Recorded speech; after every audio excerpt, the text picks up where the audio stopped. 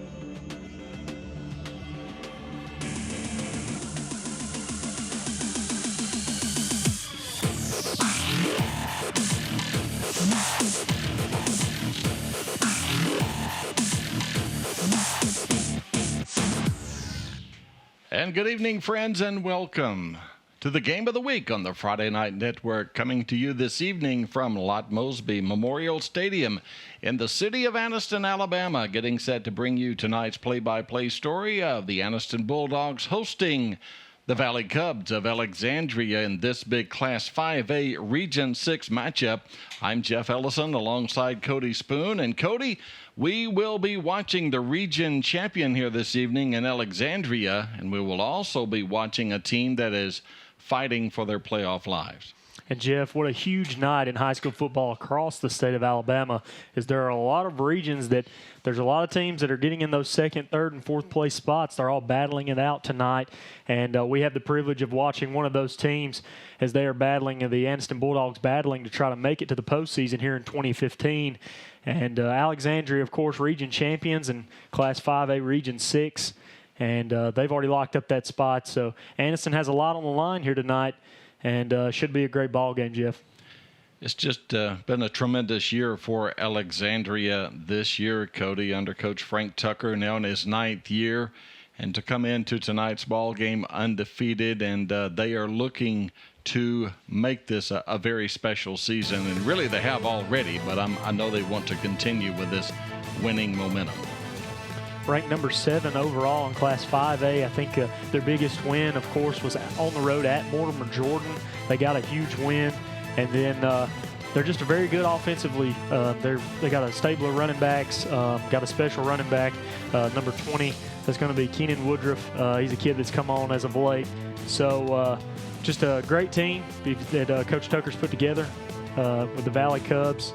And you know Coach Eddie Bullock here at Anniston would love to spoil that undefeated season, potentially undefeated season for the Alexandria Valley Cubs. Top of the hour, we will kick it off. Alexandria and Anniston here this evening from Lott Mosby. A week ago, we broke a record. Yes, we did. Sachs and Cleburne County here on FNN was our game of the week last Friday night.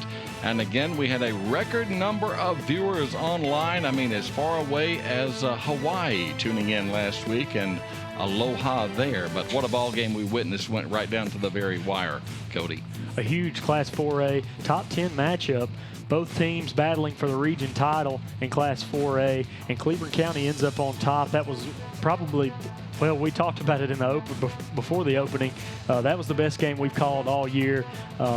You know, Cleburne County got down early. They fought back. They took the lead. And then, of course, Sachs fights back and had a chance to win it late in the ball game.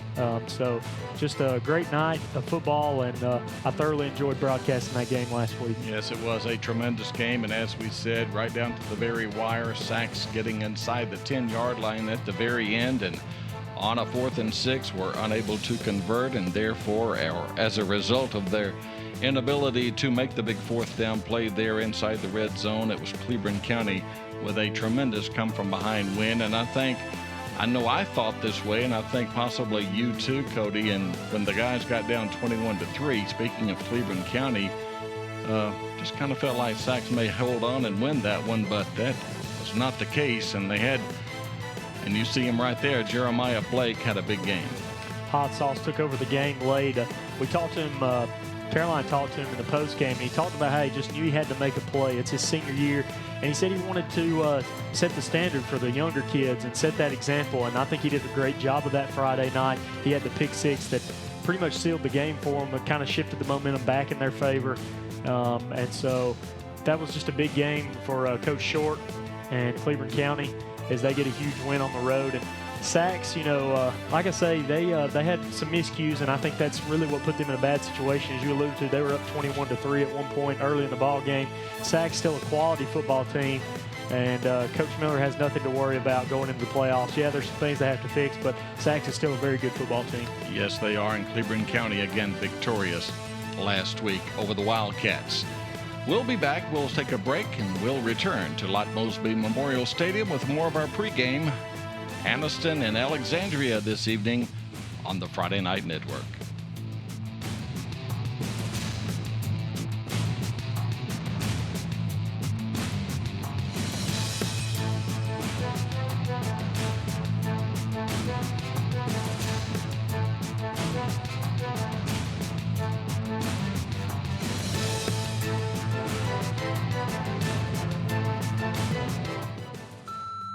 Hi, it's your sister.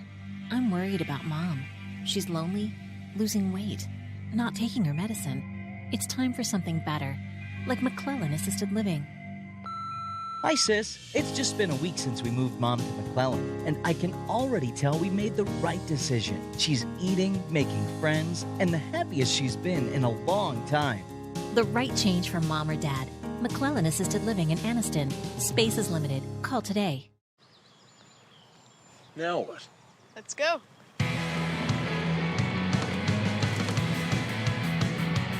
That way.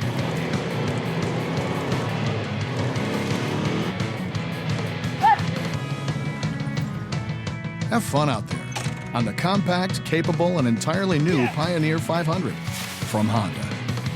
Visit Cycle World in Gadsden today or online at cycleworldonline.com. Have you got the new car itch but don't want to take the plunge with a brand new car? How about getting the most car for the money at Avery Auto Sales? They have a large selection of cars with even some 2014s in the mix. And if you're worried about your credit, don't. They can help get you back on your credit feet with guaranteed approval. Check them out online at AveryAutoSales.net. Then when you see something you like, call them at 256-835-8897 for a test drive. Or just go by. Avery Auto Sales is located on Highway 78 East between Highway 78 and Snow Street in Oxford. That's Avery Auto Sales. Don't miss the third annual Niwala on Noble, starting at 10 a.m. on Saturday, October 31st in downtown Anniston. Bring the whole family for lots of fun, including carnival games in a kids zone, local arts and crafts, train rides, a costume contest at 2:30, and so much more. You don't want to miss the double elimination cornhole contest starting at 11 with cash prizes. There will be live music, demonstrations, and a beer garden. Come join in on all the fun. Admission is free. Niwala on Noble, another fun, safe downtown event for the entire family from Main Street, Anniston. Need a place to keep your tools? Or a place to get away from the wife. Whatever your needs are, we got a barn or a carport for you. With rent-to-own options and no credit checks, we can help you take home the right barn or carport today. And with 4 different locations, we're just a short drive away. So come see us in Glen Cove, Moody, Asheville, or Attala, and let our family help your family get the barn or carport you deserve. The Friday night game of the week from Lott Mosby Memorial Stadium here this evening, the Valley Cubs and the Bulldogs. Tonight's game brought to you by the City of Anniston. Yes, it's the next to last week of the regular season, but you know, Cody, tonight's games are really, for most teams, more important than next week, and we do have a lot of big games in the area, as always it seems, and there's one right there, as Winterboro will be taking on Wadley this evening. Coach Alan Beckett in Winterboro had a huge win over Victory Christian a couple of weeks ago. They're having a great season compared to years past, and he's doing a great job there at Winterboro. You'd like to see Winterboro win this game, get into the playoffs this year. It's going to be tough against Wadley, but Wadley doing a great job in Class 1A Region 5 as they've wrapped up that region title. So that should be a big game tonight. Winterboro versus Wadley. Yeah, kind of Winterboro, their backs against the wall going into that game tonight, and part of the reason why is they lost to TC Central last week, 12-6 in a game that Winterboro really thought they could win, but instead the Fighting Tigers from out at Howell Cove walked away with that 6-point win. Moving on to other games this evening around the area, there you see B.B. Comer under first-year head coach Mike Battles taking on Coosa Central in yet another important game. Another important game tonight. If the Tigers can win, they're in this thing in the postseason for 2015. If they lose tonight to Coosa Central, they'll finish 5th and they'll miss out on the playoffs. So yet this is just one of many games from north all the way to the southern part of the state that is a huge and a key game in high school football. Yeah, it's been a heck of a year for B.B. Comer, too. They were winless a year ago, and of course, I've known Mike Battles for 40 years, and he's done a tremendous job. Whether they make the playoffs or not, what a job he's done this season. Etowah, Madison County this evening. It's another game where it's kind of a, well, as you see there, it's a winner takes all. You get home field advantage if you win this game. Guntersville's, they've already locked up Region 7, but these two teams are battling it out. They want that home field advantage. They want that number 2 spot in Class 5A Region 7. Of course, the Tigers won last year, 17-14. That's going to be a very good ball game. That's one of those games, if you're not doing what we're doing tonight, that's one of the games you'd like to be at tonight. Yeah, absolutely. And Fayetteville at Pickens County. Now, this game was played last night, and Fayetteville won this football game, and it was a tremendous win for the Wolves there in South Talladega County. They win that game 16-14, and if we are correct, that is the first region title for Fayetteville, so a huge win for them last night, and over a team like Pickens County, that's pretty big for Fayetteville. Yeah, I talked to Coach Limbaugh prior to the start of the 2015 season, and he was optimistic, so Cody, I guess he knew what he was talking about, huh? Walking away with the region champions here in 2015. Sacs, a team we saw a week ago on the short end of the score against Cleburne County, and they're on the road tonight taking on the Golden Eagles of Jacksonville.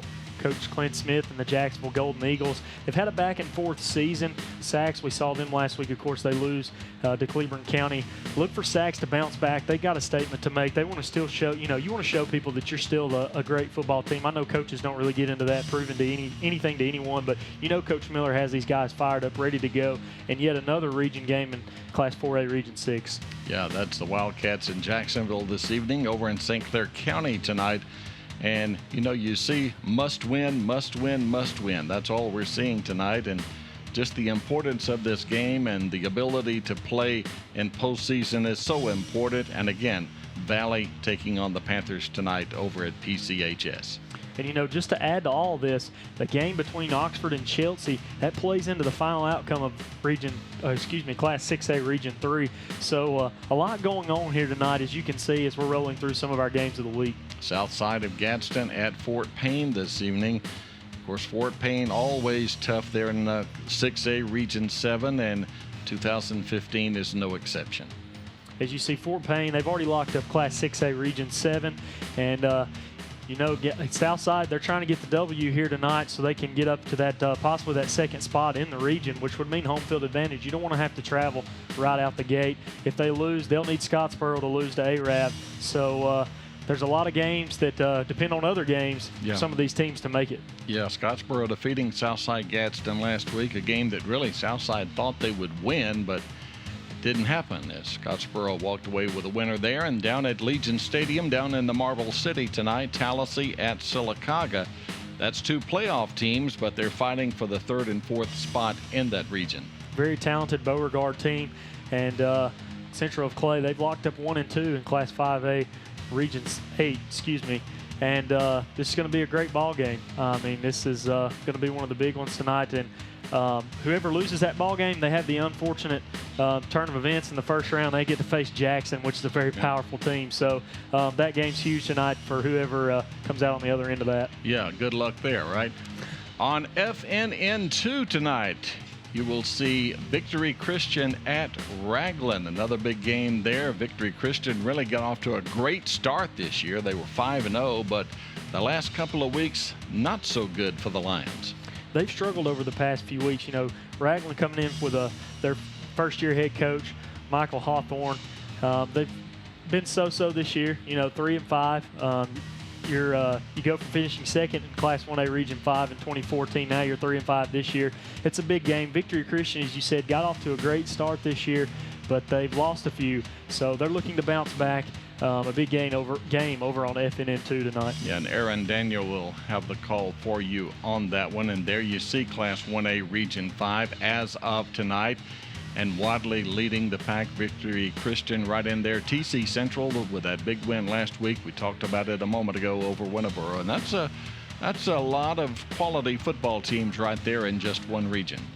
You're right. Region 5, very confident, very talented region in Class 1A. And our game tonight, there you see Alexandria. They're the region champs. They are undefeated in the region, of course, undefeated overall, coming in at 7-0, and the Anniston Bulldogs 3-4 overall. But all three of those wins were in region play. And so many playoff scenarios here tonight. We couldn't list them all. If we did, we'd be here to sunrise. But still, one thing's for sure, the Valley Cubs are the champions of the region. Looking back, if this were when their area play was still around, Anniston winning 3 games, there would have been 4 teams in the area. They might be the first place team in an area. So Anniston tonight fighting for a playoff spot. Alexandria, of course, locked it up. Coach Frank Tucker and the Valley Cubs looking to have a special season, trying to go undefeated in the regular season. And, really the easiest thing, not saying that it's going to be easy to win this game, but if Anniston wins, they're in tonight. Battling to get in, and there are a lot of scenarios that can put Anniston in. Other teams losing, or Anniston getting the upset here tonight over Alexandria. Some big things could happen at the end of this night, but look for Alexandria to come on strong as they have so far in 2015. Top of the hour, they'll kick it off here from Lott Mosby Memorial Stadium. A playoff berth on the line, Anniston and Alexandria this evening. This FNN High School Football Sports Exclusive is presented by Sonny King Ford. Here yesterday, here tomorrow on Quintard Avenue in Anniston, where a handshake still matters. And by Samco Express Marts. With over 30 locations in the area, there's always one close by. Tonight's game is sponsored by Calhoun Insurance. For all your auto, home, business, or life insurance needs, visit us in Jacksonville, Anniston, or Gadsden. By Cycle World Power Sports on Megan Boulevard in Gadsden. At Cycle World, we sell fun. By First Bank of Alabama. Our name may have changed, but we have a rich history. At First Bank of Alabama, we're still first, and so are you. By Food Outlet, with locations in Alexandria, Anniston, Bynum, and Pell City. At Food Outlet, you always get great service and low prices. It's how we do business. And by Avery Auto Sales on Highway 78 in Oxford, and now open with a second great location on Quintard Avenue in Anniston. Tonight's Game of the Week is brought to you by Anniston EMS, Wesley's Paint and Body, Cotton State Barns, K.L. Brown Memory Chapel, Glencoe Jewelry Sales, Cable One, and Skinner Body Shop. We'll have more pregame activities when we continue. You're watching the FNN High School Football Game of the Week on the Friday Night Network.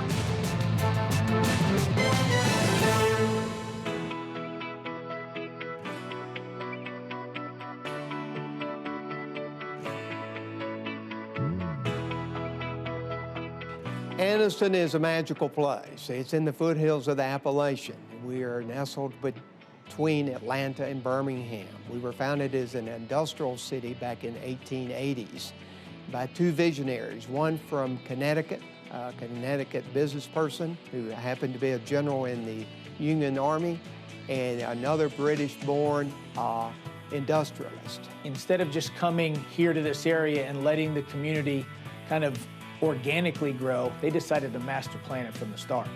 And so they master planned the grid system we have for our downtown, which resulted in the city being deemed by a writer for the Atlanta Journal-Constitution as a model city for the South.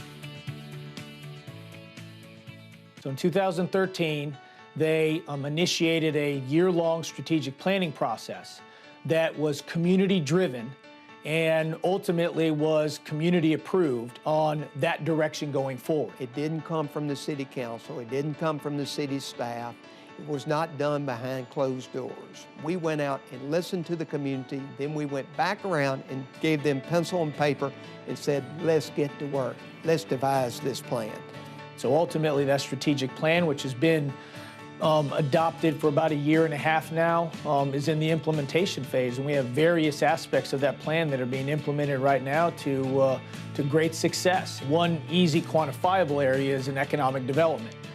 Our efforts of late have resulted in us either attracting or retaining or helping expand the number of industry within the city, and of course with that comes an increase in jobs or a decrease in unemployment rate and an increase in sales tax, something that the community said was very important to them during the strategic planning process. Creedmoor Sports since 1979 is a company that has catered to competitive high-power rifle shooters. We're in a niche market, competitive high-power conventional shooting, so we needed to branch out into other things, but within the same industry. And California was just not the place to do it. Anniston, Alabama, Anniston in particular, was very friendly and open to doing everything possible to make it work for us. Made it easy for all of our employees to come with. In California, we had 8 employees. We brought 7 with us. But here we've gone from the 7 employees we brought with us, we're currently at 29 employees. New Flyer Anniston is a transit bus manufacturer. We produce buses that range in length from 35 to 60 feet. We produce them in all different kinds of propulsion systems. New Flyer is committed to the city of Anniston because we have 700 people that live in this community and depend on New Flyer every day for their livelihood. We have longtime and lifetime residents of this area, and they are very much a part of the community, and we want to stay. Like many other bases around the United States, Fort McClellan was a self-contained mixed-use community. It had recreational, it had residential, it had industrial, and it had educational facilities. And today, that infrastructure and those buildings that are here exist are what it is that we are redeveloping as a master planned mixed-use community. I think some of our biggest successes here at McClellan has been being able to get the Center for Domestic Preparedness to bring their headquarters here, which took over a large portion of many of our campus sites. The keys to Anniston growing and thriving in the future would first and foremost for it to maintain its relationship with the community and not try to do it on its own. It has to keep that dialogue within the community and let the community to continue to drive the direction the city is going. Anniston has always had that comeback spirit, and we're destined to be a comeback city. And that's why we work every day and every evening, re-energizing the citizens and building hope and belief that we can do this.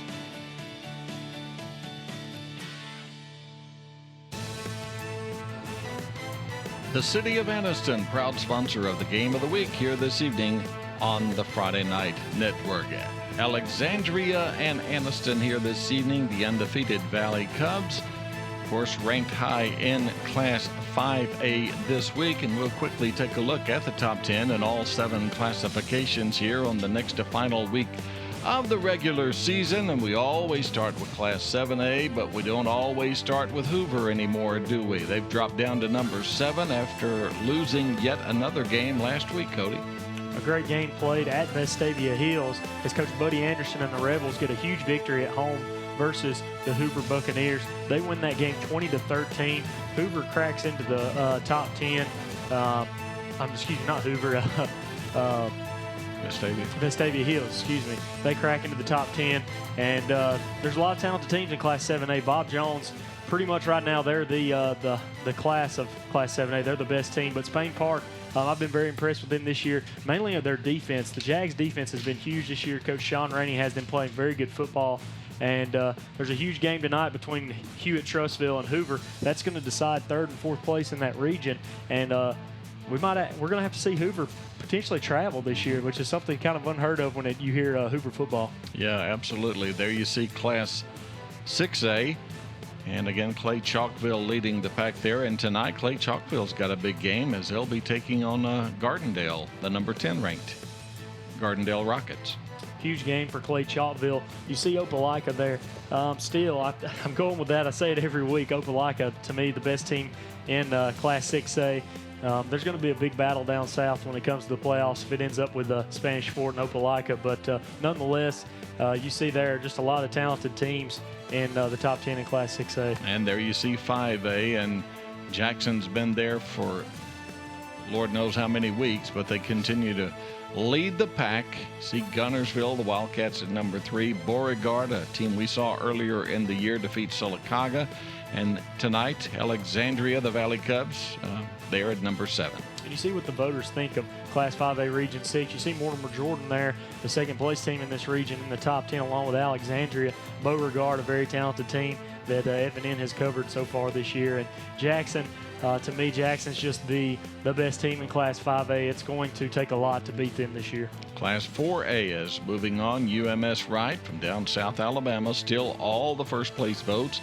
Leeds coming in at number 3, kind of off to a slow start this year. Yes, they did lose a couple of ball games, but they're playing their best football of the year right now. Cleveland County with that big win over Sacs, and they're at number 7. Sacs still in the top 10, however. They're at number 9. A big game there in Class 4A this evening. That will be Cordova at Fayette County, another big game there.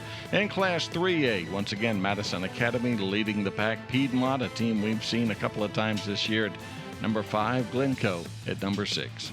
And, you know, last week Piedmont locked up the Region 6 championship with a 39-7 win over Westbrook Christian. And then it secured it when Glencoe defeated Weaver 15-14. Pike County, you know, there for a while in the season, they went without giving up a single point. Over the last 2 ball games, they have given up points. They gave up 8 in a win over Wicksburg and 14 points in a win over Slocum. They have outscored opponents 353-22 this season. And moving on to Class 2A, and there you see Elba leading the pack, and Washington County, Mobile Christian, and Falkville rounding out the top 10, and quickly on to 1A. And Maplesville on top at number 1. You see Hackleburg, Notasulga, Decatur Heritage there rounding out the top 10 in Class 1A. The captains are meeting at midfield right now. The referee, the man in the white hat tonight, is Kenneth Breeding, and we'll go to the field now for the coin toss. What I want y'all to do is, if we have any issues, y'all handle it for us, okay? So we don't have to, okay? Think y'all can handle that? All right, keep everything clean, guys. All right, Alexandria, you're the visiting team tonight. You're going to call in there. You got heads, you got tails. If I drop it, we're going to reflip. So as soon as I flip it, give me your choice. You call tails. Heads it is. You want to toss what you want. I want to defer. You want to defer. Okay. You want to receive, right? All right, which way you want to kick? I want to kick right there. You want to kick that way? All right, let's go over here.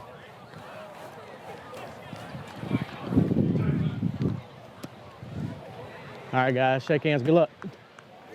And it will be Anniston receiving to get this football game underway this evening. It's the Bulldogs and the Valley Cubs, and we'll be back with the opening kickoff from Lott Mosby Memorial Stadium. Stay with us on the Friday Night Network. Every day is a great day to stop in a Samco Express Mart. You'll find plenty of snacks to choose from, and Samco has all your favorite drink brands, all nice and cold. You'll find those last-minute light grocery items you need, and a great variety of grab-and-go brands that's sure to cure any case of the munchies. There's lots of candy, mints, and gum, too. Make sure you fuel up before or after the game. With over 30 locations in the area, there's always one close by. Samco Express Mart. Your love will bloom with the Romance Bridal Collection. Each ring is a mirror to the natural splendor of sparkling diamonds with exquisitely crafted 18-karat gold designs. Every romance piece is exceptional in both quality and style and comes with a lifetime guarantee that assures its everlasting beauty. Come see Phyllis and the team at Glencoe Jewelry Sales for the Romance Bridal Collection and all of your jewelry needs. In a world that's ever-changing, you have to be sure that your choices are the right choices. At Central Alabama Community College, you'll know you made the best choice. We understand that you need the best educational opportunities. Whether choosing a technical degree program, taking courses to transfer to a four-year college or university, or being a part of our national championship winning traditions, Central Alabama will provide you with courses and degree programs in tune with today's workplace. Get a sharper focus on your life by choosing one of our 3 convenient locations: Alex City, Childersburg, and Talladega. Central Alabama Community College. Central to you, central to your success.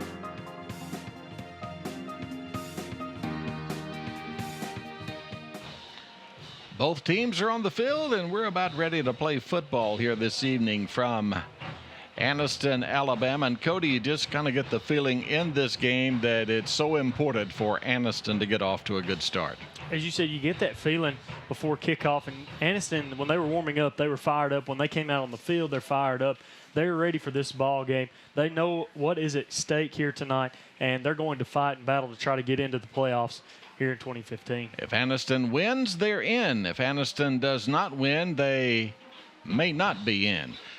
Trey Prim will kick it off for the Valley Cubs here this evening. Back deep is Christopher Beard, number 7 for Coach Eddie Bullock's Anniston Bulldogs. A whistle, and the kick is in the air, and we're playing football from Anniston, Alabama. On the kick return, moving up across the 20, up near the 26-yard line. On the return for the Bulldogs is Lim Hurd, and from the 26, it will be 1st and 10 for the Bulldogs, dressed in their home black here this evening.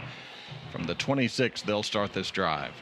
And starting out from the 26, you know, Alexandria's defense has been pretty stingy this year, only giving up 15.1 points per game. And Anniston's offense, they've kind of struggled this year. They've only scored 128 points total this year. That's an average of 18 points per game. So a tough year for them, but we'll see if they can't get something going here tonight. DeMonte Miller is the quarterback. You see him there wearing jersey number 3, and they'll start this possession with trips to the far side. And Miller will run it himself, and he's got running room and a whole lot of it ahead. He's going to go the distance. Very first play from scrimmage in the Anniston Bulldogs, 74-yard run by DeMonte Miller. Well, we talked about the need for Anniston to get off to a good start. Well, it doesn't get any better than that, Cody. Design quarterback keeper on the play action. As you see, number 3, DeMonte Miller, he takes that ball around the short side of the field. The entire defensive line, front 7, crashed to the right for Alexandria for the Valley Cubs front 7. And Anniston just showing that speed as Miller got out there in open space, and he took that one to the house. 74-yard run by Miller, and Anniston with the early 6-0 lead. We're just 24 seconds into the football game. The point after is no good. So with 11:36 to go in the opening period, Bulldogs with the early lead on the Friday Night Network.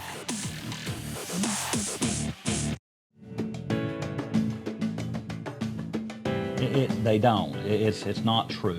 You cannot be in business and sell your product and not make any profit and stay in business. For that matter, if you did that, how could you take care of your customers in the long run if you never made any profit? We make profit, but the difference is we're fair with our customers. We don't mislead them, we don't misguide them. So come on down to the sunny side of the street and ask for me, Shane Denny. It's where a handshake still matters. Well, we've had one kickoff, we've had one play from scrimmage, and we've had one touchdown. 6-0 Anniston, 74-yard run by their talented quarterback DeMonte Miller has given the Bulldogs this early lead, as Mario Dobbins will kick it off for the Bulldogs. Short kick fielded at the 20. Returned not very far to the 25, maybe the 26-yard line. On the return was Reggie Pope for the Valley Cubs. And from the 26, it's 1st down and 10 for Alexandria. Starting out in the same position as Anniston was at the 26-yard line, and we'll see the Valley Cubs offense go to work. Quarterback is George Tucker. In the backfield, Jacob Hithcock and Keenan Woodruff, a name we'll call often tonight. Woodruff is a good one, all-state candidate for Coach Frank Tucker's Valley Cub team. Operating out of the I, 1st down at the 26. Tucker calls his count, and there is Woodruff, and there goes Woodruff. That's 6 yards up to the 32-yard line. A gain of 6 on the first down play. It will be second down as 4 as Edward Montgomery made the check that. That was, Edward Montgomery there to make the stop. Coach Tucker going to stick with what has worked for him so far this season, running the football, just power run. There was a nice hole to run through, get a good gain on first down, set your offense up in a great position going in second down. Second down and 4 at the 32. Woodruff again. Woodruff near the first down at the 36-yard line. Defensively there was Elijah Jackson for the Bulldogs. And again, near the first down, and he's so close that we'll run the chains in from across the way and stretch them out. Will be 1st and 10 or 3rd down and less than a yard. Woodruff looks to not be maybe the fastest guy on the field, but he uses great vision. He had some great moves as he's very shifty. And he's also got the power, because once he made contact, he drove the would-be tacklers about 2 or 3 yards there. So just a good job running the football. And he's a guy tonight that you look to get the workload for the Valley Cubs. They do not measure. It is a first down for the Valley Cubs at the 36. Woodruff, for the 3rd consecutive play, gets the call, and he nets maybe 3 up to the 39-yard line. And Cassius Carter there for the takedown defensively. 2nd down and 7 for the visitors. And this Anniston defense doesn't want to give up explosive plays. They just had one for themselves on offense, and that's one thing. This Valley Cub offense is explosive when they run the football, and Anniston is going to make them earn every single yard they get here tonight. 9:50 and counting, opening period. 2nd down and 7. They'll run it again, and near a first down, got the first down. This will be a 9-yard pickup on the play, taking it all the way up to the 48-yard line. Jamal Tucker, his first carry of the evening, and they'll move the chains one more time. That's going to be number 2, Jamal Tucker. He shows a nice burst of speed. He has some moves as well. He gets upfield to get the first down for the Valley Cubs as they're nearing midfield. And if you're Anniston right now, you just need to stop this running game. It looks as though Coach Tucker's just going to keep pounding it right down their throats.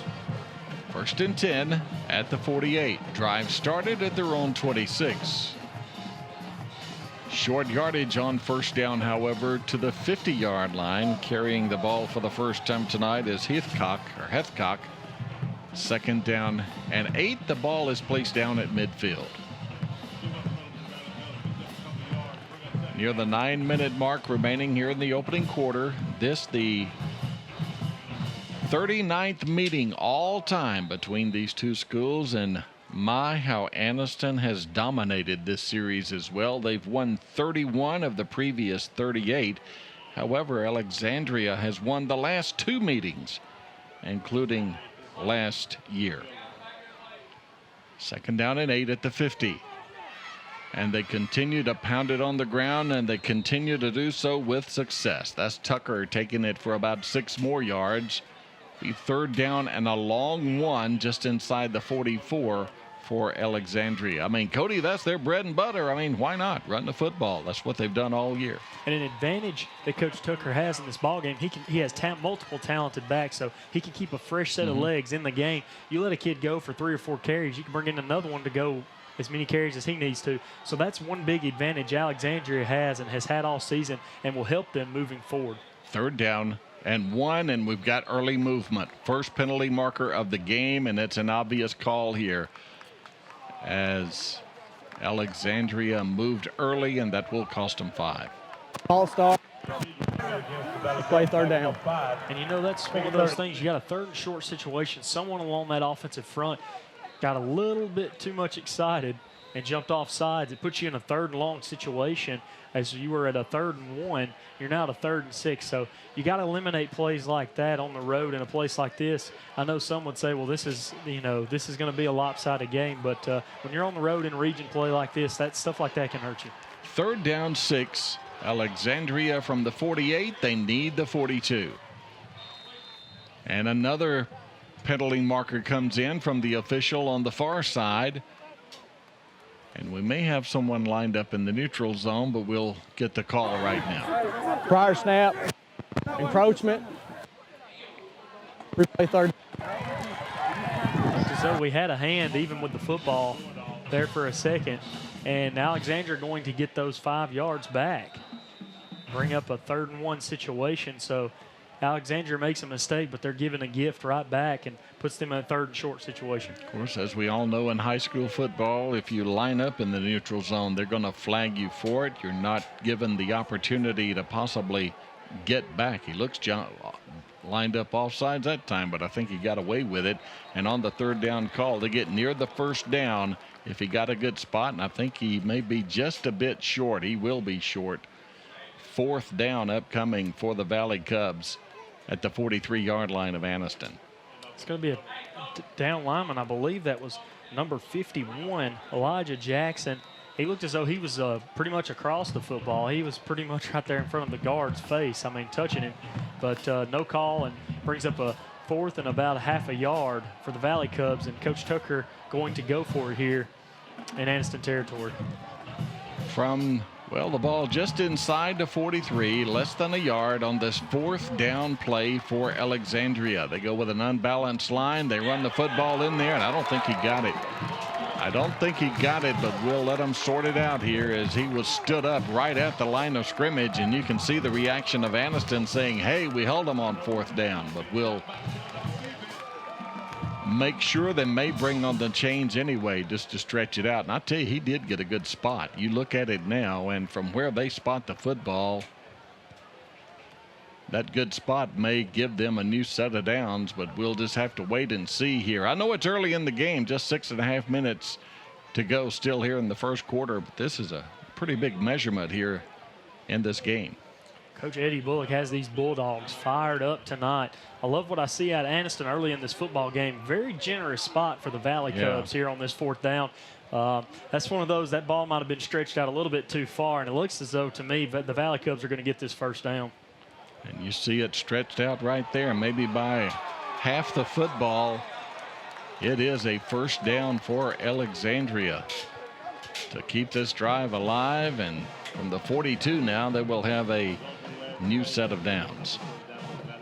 The interesting thing is the official to our side of the field had already signaled turnover on downs, and we had another official come in and want that talk to the Y hat to get the measurement. So nonetheless, the Valley Cubs get the ball back, continuing this drive. At the 42-yard line, George Tucker, the quarterback, and Tucker will keep it himself. Inside the 35 he goes, down near the 33-yard line. Jalen Parker made the open field tackle for the Bulldogs, but not before Tucker on his first carry of the game nets 9. And there you see a play-action quarterback keeper out of Alexandria, and a good showing of running the football by George Tucker for Alexandria. He gets upfield, gets about a 9-yard gain for the Valley Cubs, brings up a 2nd and short situation. At the 33-yard line. Again, this their first possession of the game for Alexandria, and they've moved from their own 26, and they'll move even further. Inside the 30 they go, down to about the 27-yard line. Jamal Tucker takes it for 6, and they'll move the chains again. Quick toss play from from George Tucker to Jamal Tucker. And a great job blocking by Jacob Heathcock, number 15 for Alexandria, as he had a key block there to spring open number 2, Jamal Tucker, for the 1st down. Crowd continuing to file in. Bit of a late arriving crowd here this evening, but that's okay. Class 5A Region 6 matchup here this evening. Alexandria, regardless of what happens here tonight, they are the region champs. On 1st and 10, Tucker again. Tucker hands to Tucker, and it's just a yard this time, only to the 25-yard line. It will be 2nd down and 9 for the Valley Cubs as Christopher Beard comes in to make the stop. Great penetration by Christopher Beard as he meets the ball carrier in the backfield. Well, not so much the backfield. He got a couple of yards on that play, but a good job getting penetration on that 1st down play to slow up this running game for the Valley Cubs. We have a stoppage in play. This is an official's timeout as they kind of brought the captains in from these two respective teams, and there may be a little jawing going on out there, Cody. You know, these two teams, I hate to say don't like each other. Let's just say it's a bitter rivalry from time to time. From the 25, 2nd down and 9.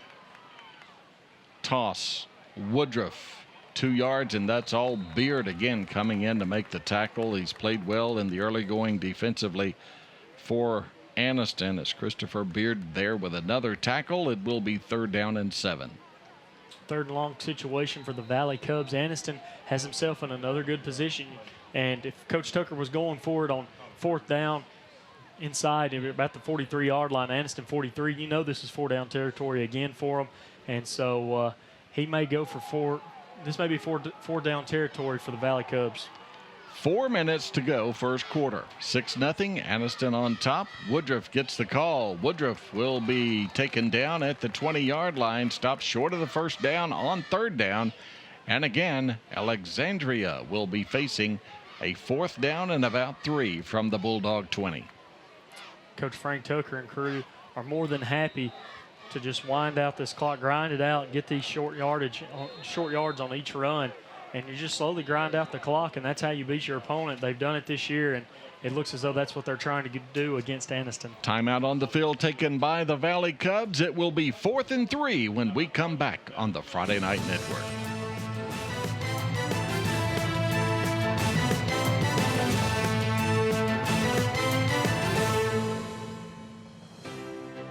Since 1848, our bank has witnessed inventions that have changed the world. Conveniences such as the refrigerator, the light bulb, and the airplane were all created during the early days of our bank. VHS tapes, DVDs, smartphones, all invented while we were First National Bank of Talladega.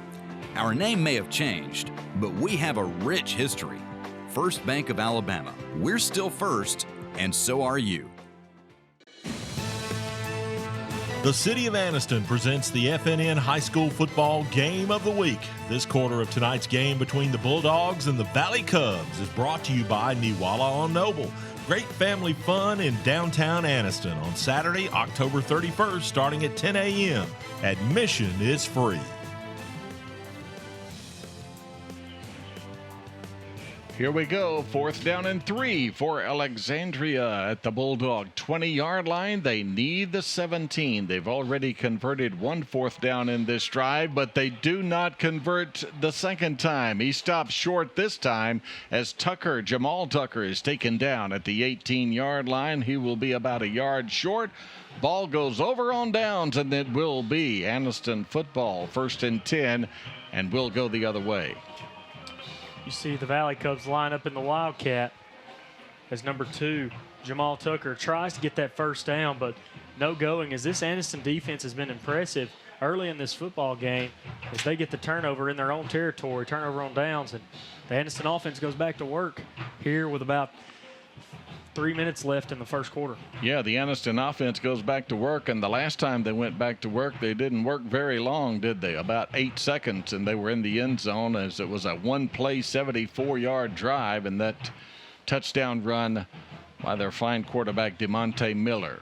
Miller still in, trips to the far side, and this time he'll hand it off and right up the gut, and another big hole for Anniston, and this will net about 11 yards on the play all the way up to the 29-yard line. The ball carrier, I think that's Jeremy McCants, and it was, and that will move the chains. It's going to be number 8, Jeremy McCants on the carry. As you see, they're out of the shotgun. It's a simple handoff out of the gun and gets an easy first down for Anniston. Miller will call his count from the 29. Low snap. He went down and got it. Gives to McCants, and look at McCants go. He spins his way across the 30 up near the 35. That's a gain of 5 on the play as Brendan Terrence made the tackle for the Valley Cubs. So Anniston looking well in the early going, Cody. They're using something they've seen on film. They're running this ball right up the middle. I'm talking right into the teeth of this Valley Cub defense. And this offensive line for Anniston is opening up some big holes for these running backs to run through. And Jeremy McCants has gotten 2 great carries on his first 2. Second down and 5. Still on his feet and up to the 40-yard line. That should be enough to move the chains again. The ball carrier was Lemuel Hurd, and that's 6 more yards, and it's another first down. And here comes the Bulldogs one more time as they already lead by 6. And it looks as though Coach Eddie Bullock and staff want to do the same thing. They're just going to run the football. They're going to run it right at Alexandria. Time of possession, just keep this ball out of Alexandria's hands and try to work it down the field and put points on the board. And with a team like that, that's how you win football games. First and 10 at the 40. Miller will run it himself. He'll come to the near side. He's running out of real estate, and he will lose yardage back at the 39-yard line. That was strung out well defensively by the white jersey defensive unit of Alexandria. A yard loss. It will be second down and 11. Number 15, Jacob Heathcock, does a great job at his end position. So does number 18, Kane Heath, as they force DeMonte Miller to stay outside as he tries to make a few moves, but no going. They drive him out of bounds for about a yard loss. We near the 1-minute mark of the opening quarter. Second down and 11 for Anniston. Miller to throw. With time. Steps up. Deep downfield. Got a receiver out there. Fight for it. It's incomplete. We do have a penalty marker thrown, however, in the secondary. And we will get the call. There was contact, and this is one where, Cody, you could possibly call this one either way. Looked to me, though, as if the intended receiver pushed off. Might be an offensive pass interference against the Bulldogs. The first pass play of the football game. Here's the call. It is y'all want it, right? Pass interference on Anniston, and that will back them up. It was a good, clean battle going down the field between the defensive back and the wide receiver for the Bulldogs, but at the very last minute, the intended receiver, I believe it was number 7, Christopher Beard, for Anniston, he pushes off, and that was just the last-second call that was made. If he wouldn't have pushed off, that would just been an incomplete pass. And Alexandria declines the penalty. They'll take the result of the play and bring up third down and 11. From the 39, again, Anniston will need the 50, and they'll send those 3 receivers to the top of your screen. Miller to throw on third down. He'll fire, pass, wide open receiver at the 45-yard line. They convert a third and 11 by picking up 17 yards on the play. On the receiving end was Jamari West for the Bulldogs, and another first down for Anniston. Great route running by number 5, Jamari West, as he does the comeback to the quarterback, DeMonte Miller. DeMonte Miller throws a pretty good ball. Got there pretty fast as Jamari West reels that one in for a huge first down for the Anniston Bulldogs. At the 43-yard line of the Valley Cubs, it's first and 10. Trips to the bottom of your screen on this first down call. Nowhere to go this time.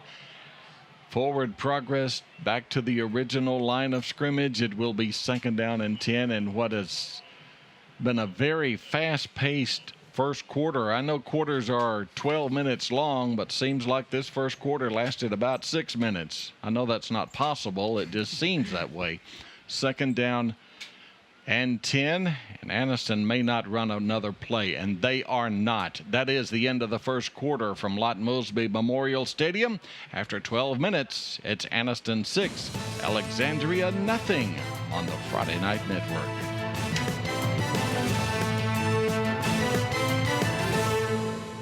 Looking for the ultimate recreation and fitness facility? Then check out the Aquatic and Fitness Center at the Anniston Sports Complex at McClellan. The Aquatic and Fitness Center has it all. The center is over 48,000 square feet and features a state-of-the-art natatorium, as well as a fitness room with a complete circuit of station machines, free weights, and cardio equipment. The center is home to the Miller Gymnasium with a full-length basketball court. You'll also enjoy the full menu of fitness classes. The Aquatic and Fitness Center, Calhoun County's recreation destination. At Food Outlet, our lineup starts with the freshest produce in town. When you shop with us, you score every day with the freshest meat and the best selection. Pre-game, halftime, even after the game, we have all the snacks and soft drinks that you need. We're your hometown team. And you'll always score a touchdown at Food Outlet, where great service at low prices is how we do business. Food Outlet, with locations in Alexandria, Anniston, Bynum, and Pell City. Go to shopfoodoutlet.com for weekly specials. And remember to like us on Facebook. Welcome back to the Game of the Week on the Friday Night Network. Tonight's game brought to you by the City of Anniston. I'm Jeff Ellison. To my right is Cody Spoon, and here we go. Second quarter action, second down and 10 from the 43-yard line of Alexandria for Anniston. Quick pass over here on the near side. That's Beard. He breaks one tackle, two tackles. He's at the 25, still on his feet at the 20. That's a 23-yard pass reception to Beard and another first down for Anniston. We got a Bulldog team here tonight, Cody. They're fired up. I think they want to participate in postseason play here in the year 2015. And Alexandria fell for the fake as it looked as though DeMonte Miller was going to take it out to the wide side of the field, but they call the wide receiver screen. And he throws a nice pass out here to number 7, Christopher Beard, who takes it upfield for a huge gain for the Anniston offense as they get back in the gun, ready to go here on first down. Hakeem Ross is wide to the far side, and we have a timeout on the field taken by Coach Eddie Bullock and the Anniston Bulldogs. 11:26 to go, second quarter. Bulldogs up by 6 on the Friday Night Network. Have you got the new car itch but don't want to take the plunge with a brand new car? How about getting the most car for the money at Avery Auto Sales? They have a large selection of cars with even some 2014s in the mix. And if you're worried about your credit, don't. They can help get you back on your credit feet with guaranteed approval. Check them out online at AveryAutoSales.net. Then when you see something you like, call them at 256-835-8897 for a test drive. Or just go by. Avery Auto Sales is located on Highway 78 East between Highway 78 and Snow Street in Oxford. That's Avery Auto Sales. Second quarter action, 11:26 remaining. A lot of folks are surprised at the score right now, and they'd really be surprised if Anniston cashes in on this drive. They have it 1st and 10 at the Alexandria 20-yard line, looking to increase their lead. Miller will take and hand off and down at the 21-yard line as he was hit immediately. That was Lemuel Hurd. A yard loss will bring up second down and 11 for the Bulldogs. Number 16, A.J. Martin, the cornerback for Alexandria, comes up to make the tackle in the backfield on number 34, Lem Hurd. A good job reading that play by number 16. Second down and 11 at the 21. Wide far side again is Hakeem Ross. Really trips go to the far side. Beard's over there also, along with Jamari West. And Miller will run it himself, but he is gang tackled at the line of scrimmage for absolutely nothing. So the Valley Cup defense stepping up here, and on consecutive plays, Anniston been unable to accumulate any real estate. It will be third down and 11 now at the 21. Anniston trying to go with the quarterback keeper to the short side of the field. Another great job. A.J. Martin, outside linebacker, not a cornerback, outside linebacker, with a great read on the play as he comes from that edge and forces pressure that gets DeMonte Miller back up into the middle of the teeth of the defense of Alexandria. And then Martin just comes in from behind and makes a play. They need the 10-yard line on this 3rd and 11. Miller to throw. Miller looks, throws into the end zone. Pass is... Did he catch it? Yes, what a catch over there in the corner. A kind of a delayed call by the official. But touchdown Anniston. On the receiving end was Hakeem Ross right inside the pylon on the far corner. And Anniston moves on top by 12. What a huge throw by DeMonte Miller, and an even bigger catch by number 11, Hakeem Ross, as he snagged that one, and he drugged one foot. You know, there's no replay here in high school football, but it looked to me like he drugged that one foot and caught that football. That was an amazing catch by number 11, Hakeem Ross, to put Anniston on the board yet again. Marcellus Mosley in for the extra point, and Miller picks it up instead of kicking. He tries to run it in, and he is tackled immediately by Kane Heath, though the try is no good and the score holds. Are you surprised? Anniston on top by 12. You're watching the Friday Night Network.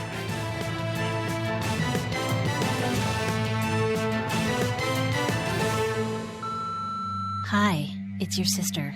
I'm worried about Mom. She's lonely, losing weight, not taking her medicine. It's time for something better, like McClellan Assisted Living. Hi, sis. It's just been a week since we moved Mom to McClellan, and I can already tell we made the right decision. She's eating, making friends, and the happiest she's been in a long time. The right change for Mom or Dad. McClellan Assisted Living in Anniston. Space is limited. Call today. The City of Anniston presents the FNN High School Football Game of the Week. This quarter of tonight's game between the Bulldogs and the Valley Cubs is brought to you by Team PARD, the Anniston Parks and Recreation Department. Watch during this quarter at the bottom of your screen for all of the great activities they have coming up. Short kick by Anniston, fielded by Alexandria and returned out to the 46-yard line. And the Valley Cubs down by 12. I don't think they've been down this much all year, but they do have good field position to start this, their second possession of the night, and they're on 46. And Tucker is the quarterback, George Tucker. And he'll lead his troops to the line of scrimmage here. Second quarter action, 12-0. Well, this score well, first down call here, and they'll run it inside the fullback, and we do have a penalty marker down thrown by the official on the near side. That's a 3-yard pickup on the play if the play stands. I think we're going to have a hold against the Valley Cubs. No, it's 10. It's 10.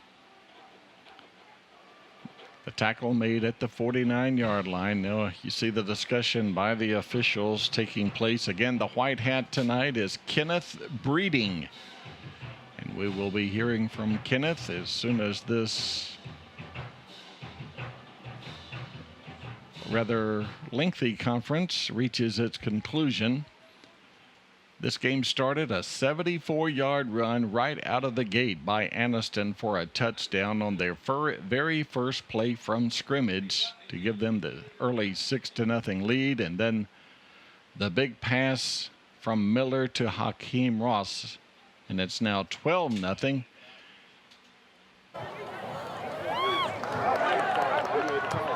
He made the That's call. an illegal block on Alexandria, and that will back the Valley Cubs up. This has not been the best start of the year by this team of Coach Frank Tucker, and I know I think everyone would say that. Alexandria is just off to a slow start tonight, Cody. A chop block, that's going to back you up 15 yards every time. That's a huge loss for the Valley Cubs, and that's a situation you don't want to be in right now because all the momentum is on the Anniston sideline. They've clearly got all the momentum. They're more fired up than you are right now. You know Coach Frank Tucker is not happy with his Valley Cubs. They may have come into this game with a little bit of complacency. It's first down now, 25, and they'll run the inside reverse. And again, Anniston was waiting on him. The ball carrier again was Quentin Bowie. And Bowie is knocked down at the 32-yard line. It's just a pickup of only 2. And it will be second down and 24. We have an official's timeout due to an injury. They're at the line of scrimmage. 9:29 to go here before the bands come on the field. 12-0 is the score. We'll step aside, take a quick break on the Friday Night Network. People come from everywhere to get their deal from Bill Stanford. They come from Ashland, Brompton, Lineville. They come from Moody, Munford, Coldwater, Birmingham, Talladega, Lincoln, Riverside, Heflin. There's no better deal than a Talladega Bill deal. Right now, all Ram trucks are at or below supplier price. Save over $2,700 on this 2015 Ram 1500 at Bill Stanford. Come on out to Bill Stanford in Talladega. In this moment, it doesn't matter if you save money in 15 minutes or if your neighbor has the same insurance that you do. What matters right now is the quality of your independent insurance agent and the company that stands behind them. Auto Owners Insurance. Parnell Insurance in Oxford is your local independent auto owners insurance agency. There you see the score, 12-0 Anniston coming into tonight's game, 3-4 overall. The Alexandria Valley Cubs have yet to lose this year, coming in with a perfect 7-0. It's second down 24 from the 32. On the second down call, they hand to Jamal Tucker, and there's just absolutely nothing there. I mean, this is a fired up defense. They look like the defense of the Anniston Bulldogs back in 1989 when they won the Blue Trophy. Just a yard gain there. Third down and 23 upcoming for Alexandria. You feel like in this situation, this is not a time to try to heave something up.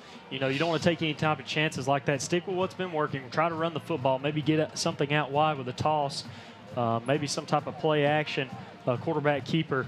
Get him to roll out, try to get upfield. But right here, you don't want to take a chance of throwing an interception or making having a forced turnover, and you give the ball back to Anniston right there in your own territory.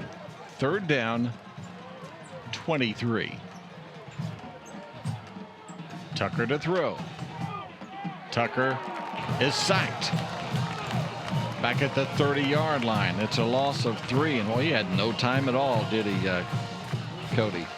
No time at all, and that's going to be number 21, Tariq Woods-Packer, with the pressure as he just whips the right tackle for Alexandria, gets into the backfield and doesn't allow Tucker any time to set his feet and try to make a read to throw the football. And a great job by this Anniston defense, staying tall, taking advantage of the penalty, and keeping this Alexandria Cub offense off the field. George Tucker will punt it away for the Valley Cubs on this 4th and 26. Good snap, no rush, kicks away. A liner fielded at the 37. It will be returned up the center of the field at the 50. 45-40. He may go. He's at the 30. One man to meet, and Tucker pushes him out of bounds inside the 20 at the 16-yard line. I mean, it's all Anniston here, the early going tonight. That's a 39, make that a 43-yard punt return by Anniston's DeMonte Miller, the quarterback. And, well, they're knocking on the door again, aren't they? Inside the red zone at the 16. How talented is this DeMonte Miller, number 3? He sees a small hole to run through, gets up the center of the field. And usually you try with a speed guy, you like to see him, you know, sometimes they get out wide and try to get out into space. He runs right down the middle of the field, breaks it open. Huge gain on the return by DeMonte Miller. And here we see the Anniston Bulldog offense go to work about the 17-yard line inside Valley Cub territory. First down at the 16. Trips to the near side. Pass to the near side is complete. And inside, look at the broken tackles. Inside, is he going in there? My goodness, what a run. And it's touchdown Anniston. I don't believe it. They had him at the 16-yard line, but now here's a penalty marker down. On the receiving end of that toss, Hakeem Ross, it would be his second touchdown of the night, but it's will be brought back. They've got a push in the back on Anniston, and that'll bring them back and wipe the touchdown off the scoreboard. Yet again, they go with the wide receiver screen as it looked as though it was going to be blown up in the backfield by the Alexandria defense. And as you say, Hakeem Ross has another touchdown wiped off the board, and that was going to put Anniston up 18-0. And this is huge right now. Anniston trying to go for first blood here. They are trying to rack up the points. Illegal block in the back on the offense. Replay it down. Now that penalty is stepped off from the spot of the foul, so they move the football back to the 15, so it will remain first down, but it's 1st and 9. So first down and 9 at the 15 now for Anniston. 2 wideouts to the top of the screen, and they'll run the football inside, and they get maybe 3 yards down near the 12-yard line. Again, that's big Lemuel Hurd. And he'll gain 4 to the 11. It will be second down and 5. If number 8, Jeremy McCants for Anniston, could have had that one key block on a middle linebacker, that would have sprang number 34, Lem Hurd, up for he probably would have been untouched for a touchdown. And that shows you kind of how small the window is. Can't make many mistakes. And that would have been huge for Anniston. Anniston looking to go up 3 scores, and they do. Touchdown. Boy, they're making it look easy. 18-0 now. Anniston, as Hurd takes it in from 11 yards out, and I don't think they may have laid one paw on him, and that's all.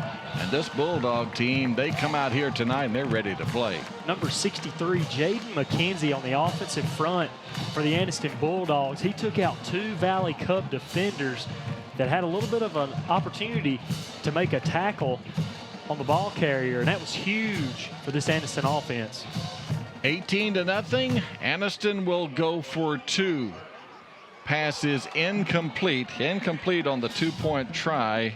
Toss, or rather the pass intended for Freddie Kirby. And the score holds 18-0 Anniston on top of Alexandria. You're watching the Friday Night Network.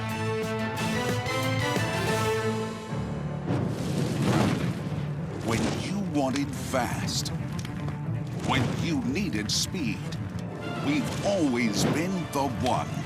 Well, now, the fastest just got faster. Introducing Ultra 100 Internet from Cable One. Experience speeds up to 100 megs. Welcome to Ultra 100 Internet. Cable One, the fastest just got faster. There you see the score, 18-0 Anniston. Second quarter was 6:29 still to go. I'm Jeff Ellison, Cody Spoon, a short kick returned by Alexandria across the 30, the 35, and to the 37-yard line. That's just a 9-yard return. And the Valley Cubs come onto the field. Their offense comes onto the field, Cody, and well, you can't say they're shocked, but I'm sure they're surprised. They've got to be very surprised right now. They need to settle down. You need to put some points on the board here. I think you need to get some momentum back. I know it's very early in this football game, and this is a very seasoned team that's undefeated. They've been here before, down on the road at Mortimer Jordan. But you need to settle down. You need to put a drive together here. This Anniston team has all the momentum at this point. And Tucker to throw on first down. Pass is caught at the 45-yard line. That will be an 18-yard pass reception on the receiving end for Alexandria. That's DeMarcus Swink, and a first down for the Valley Cubs. Just over the hands of number 6, Brashad Harris for Anniston. As he got up as high as he could, it went right over his hands. And a great catch by number 38 for Alexandria. That's going to be DeMarcus Swink as he hauls that in, and that's a big gain for the Valley Cub offense. And when the run's not been working for them, they go to the play action pass to try to get some yards. From the 45, it's 1st and 10. And they'll run Tucker to the wide side of the field, and Tucker has 5 down to the 40-yard line. 2nd down and 5 upcoming for the Valley Cubs. And, well, Cody, you know, well, now a late flag comes in. This will be after the play is over, as the umpire has thrown his flag.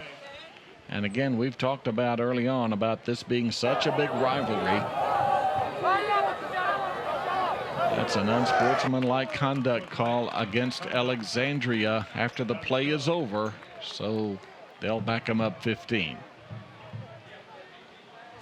And Kenneth Breeding, the wide hat, he told these captains with the coin toss, you guys make sure you're the captains of these teams. Make sure you take care of this. Don't make the officials take care of this.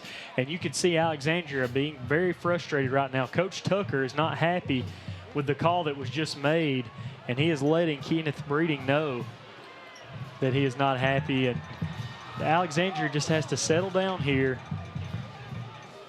They had a very good play there on first down, and that play action pass is going to bring up a 2nd and long situation for them. And they'll step it off from the 40-yard line. We'll get the call in just a moment from the White Hats on the call, and we'll get the call. As a matter of fact, they'll step it off to the 45-yard line, and that's a 15-yard step off. It will. Dead ball, sportsmanlike, 3rd down. I think it's 2nd down, but I know he did say 3rd down, but it should be 2nd down at their own 45-yard line. And now Coach Tucker, he's not a happy head coach right now. He wants to talk to his troops, and a timeout has been taken on the field by Alexandria. We'll take a break as well on the Friday Night Network.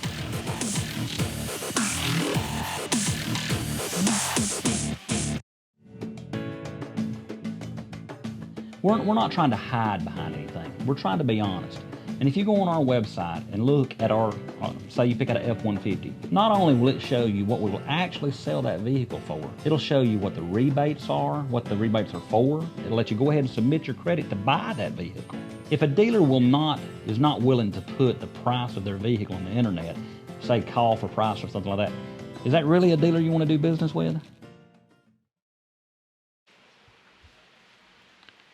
18-0 on the home team, the Anniston Bulldogs, with this first half lead to the surprise of many, and I think you can include me in that group, as Anniston really just fighting for their playoff lives here tonight, knowing coming in that the easiest way to reach postseason play would be to win tonight. And well, still a long way to go in this one, but they have really jumped out early on this Valley Cub team. You know, a week ago we saw a team down by 18 in the first half, that being Cleburne County.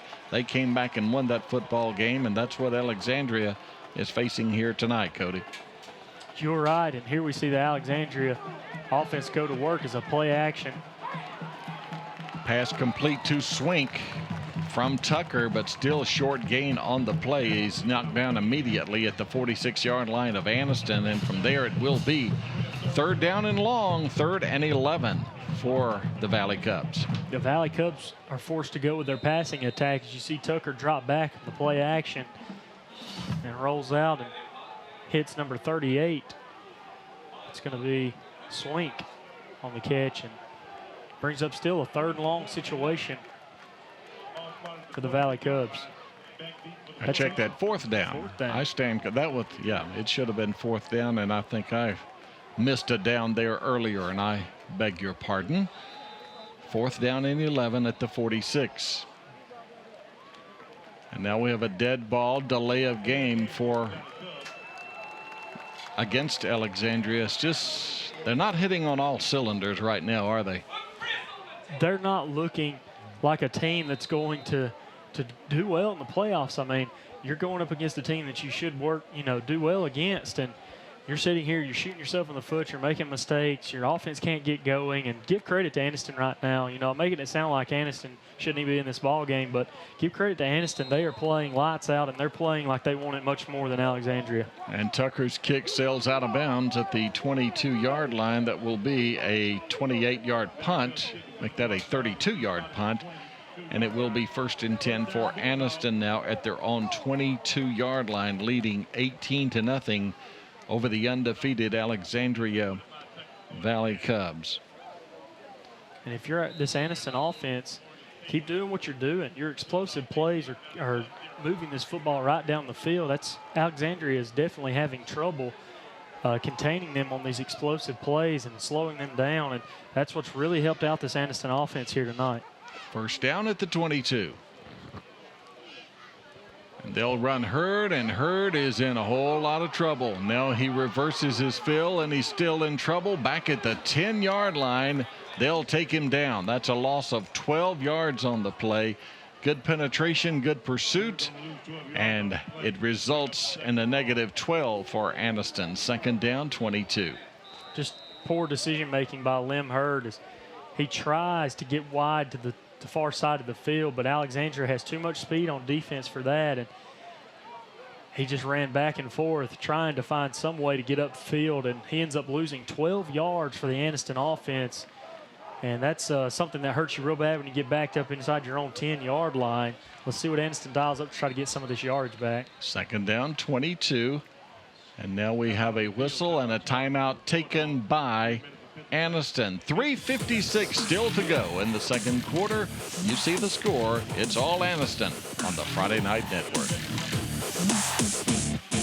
Don't miss the 3rd annual Niwala on Noble, starting at 10 a.m. on Saturday, October 31st in downtown Anniston. Bring the whole family for lots of fun, including carnival games in a kids zone, local arts and crafts, train rides, a costume contest at 2:30, and so much more. You don't want to miss the double elimination cornhole contest starting at 11 with cash prizes. There will be live music, demonstrations, and a beer garden. Come join in on all the fun. Admission is free. Niwala on Noble, another fun, safe downtown event for the entire family from Main Street, Anniston. Anniston leads by 18. The Bulldog team for 2015 has 3 wins on the year, but they have not, coming into tonight, they have not defeated a team with a winning record. They've defeated Lincoln, Springville, and St. Clair County. That is all. And when you know it, they're playing an undefeated Alexandria team here this evening, a top 10 team, their region champion. And they're leading by 3 touchdowns. What a surprise. Now the 4 losses by Anniston at the hands of Hanley, Mortimer, Jordan, Hayden, and Moody. But a win here tonight. The Anniston Bulldogs will be playing 2 weeks from tonight in round 1 of the Alabama High School Athletic Association State High School Football Playoffs. But still a long way to go here. It's 2nd and 22, and they'll run the football inside, and they do for 7-8 yards up to the 18-yard line. It will be 3rd down and 14 for Anniston.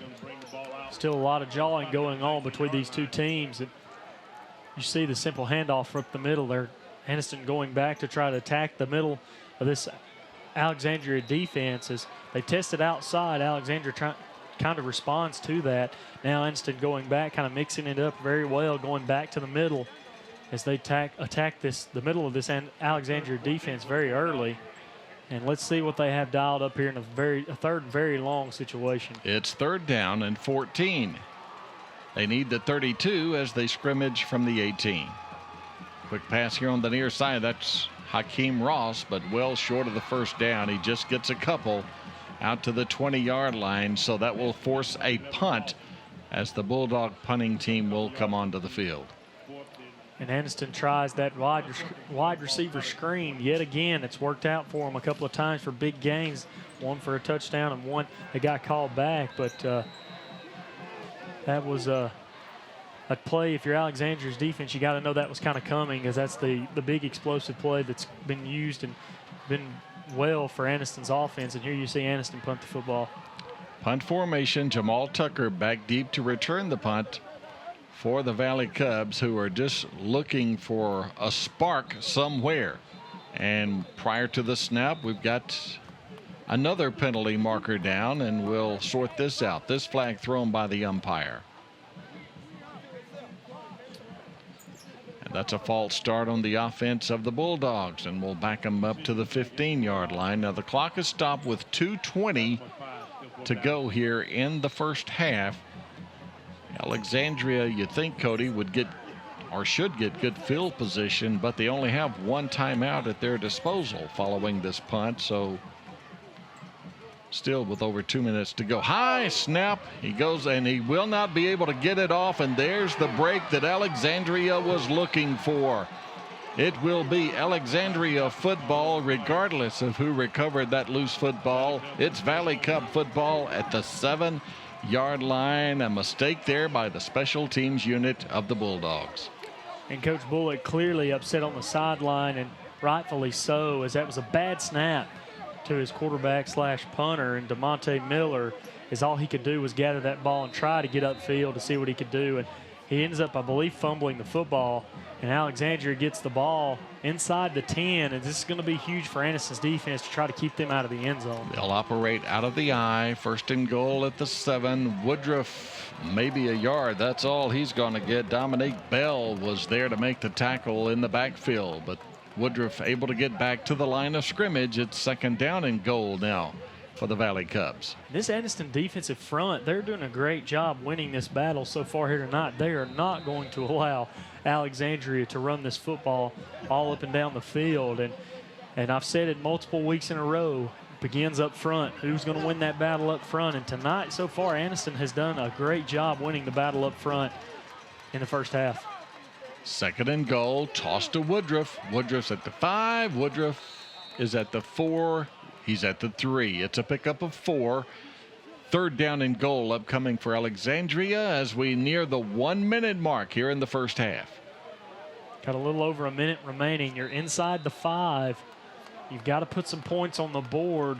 If you're Alexandria, you need some momentum going into halftime. Let's see if Anniston's defense can hold here. They've been strong on these first 2 plays. 3rd down and goal at the 3. Toss again. This is Jamal Tucker. He loses the football. It is loose and picked up by the Bulldogs. Tucker drops the football, is scooped up by Anniston and Alexandria with a golden opportunity, and they come up empty. The ball goes back to Anniston. And that is a huge turnover for this defense of Anniston, as number 9, Dominic Bell, scoops up that fumble and takes it upfield for a couple of more yards. And that was a great job by this Anniston defense. They had their backs against the walls. They could have easily let Alexandria walk into the end zone, and they force a turnover here, and Coach Bullock has to be happy with what he's seen so far out of his defense, especially here tonight, as they've slowed down a very good offensive team in Alexandria.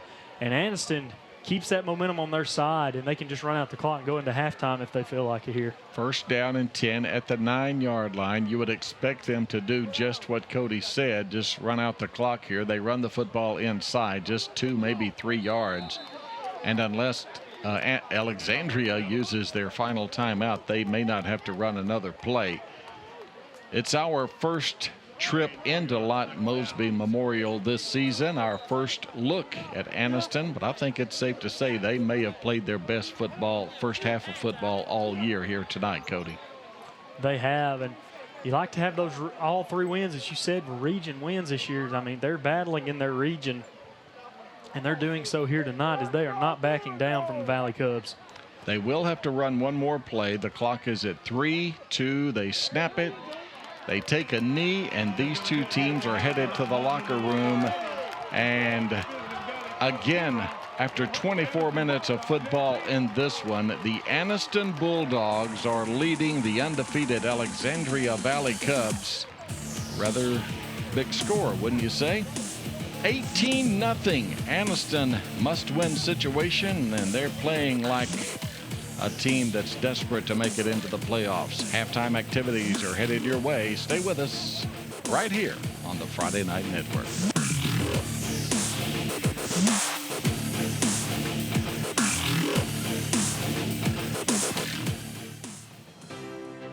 Since 1848, our bank has witnessed inventions that have changed the world.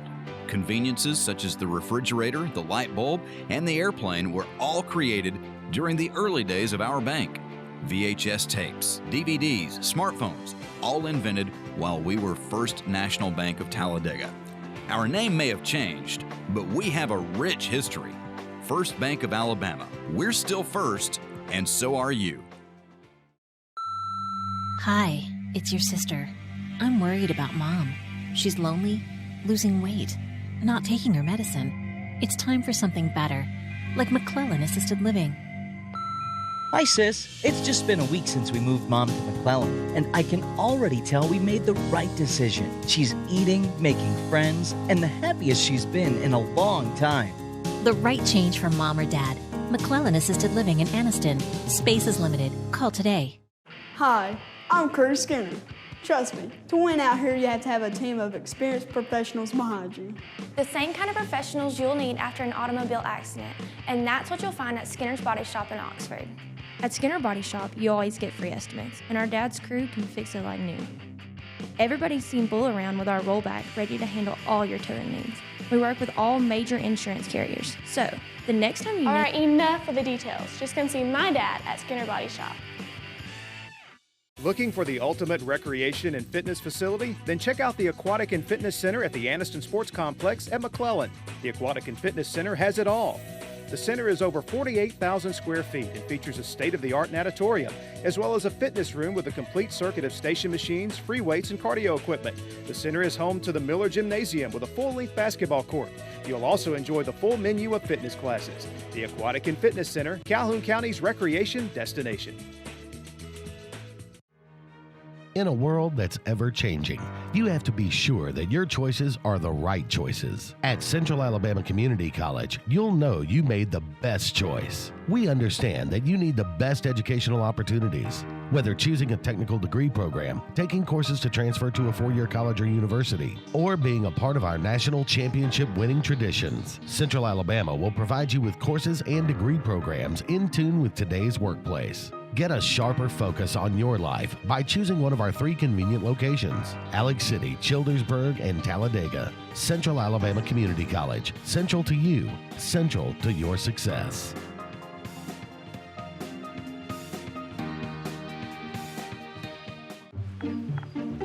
Oh, hey, you got one of those insurance apps too? You know how this thing works? No, sorry. Not an app, it's my agent. In this moment, No, I'm fine, thanks. it's good to know you have a trusted, independent auto owner's insurance agent who's there when you need them. Great. Man, I gotta get one of those. Auto Owners Insurance, the no problem people. Calhoun Insurance in Oxford is your local independent auto owners insurance agency. Anniston with the halftime lead. You see it there, 18-0. Let's go downstairs to the field and join the Alexandria High School marching band.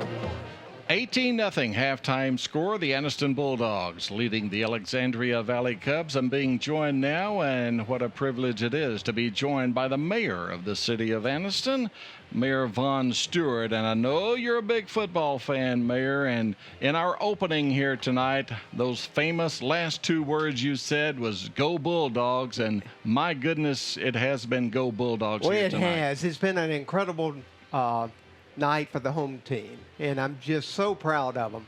You know, obviously they've got a game plan. They've worked hard this week. They know what Alexandria likes to play. The defense is ready, and they're running it back. And then they've got the big plays too, as far as the passing game. So don't want to say too much to jinx them for second half, but But right now, I feel real good. Yeah, and you sounded like a coach there just a moment ago before we went on the air. Your strategy, I think, was, hey, we need one more score. Is that right? I think one more score would give us some insurance. Now, that's provided the Valley Cubs don't do a whole lot this third quarter. And but we got to hold them third quarter, and then fourth quarter can be ours if we'll get one more touchdown.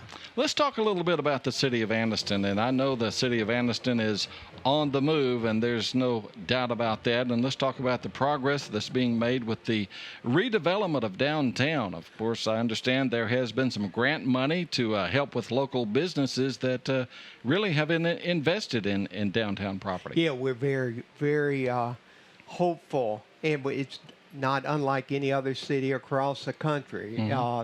Most cities abandoned their downtown areas 30, 40 years ago. And to come back, you've got deteriorated buildings.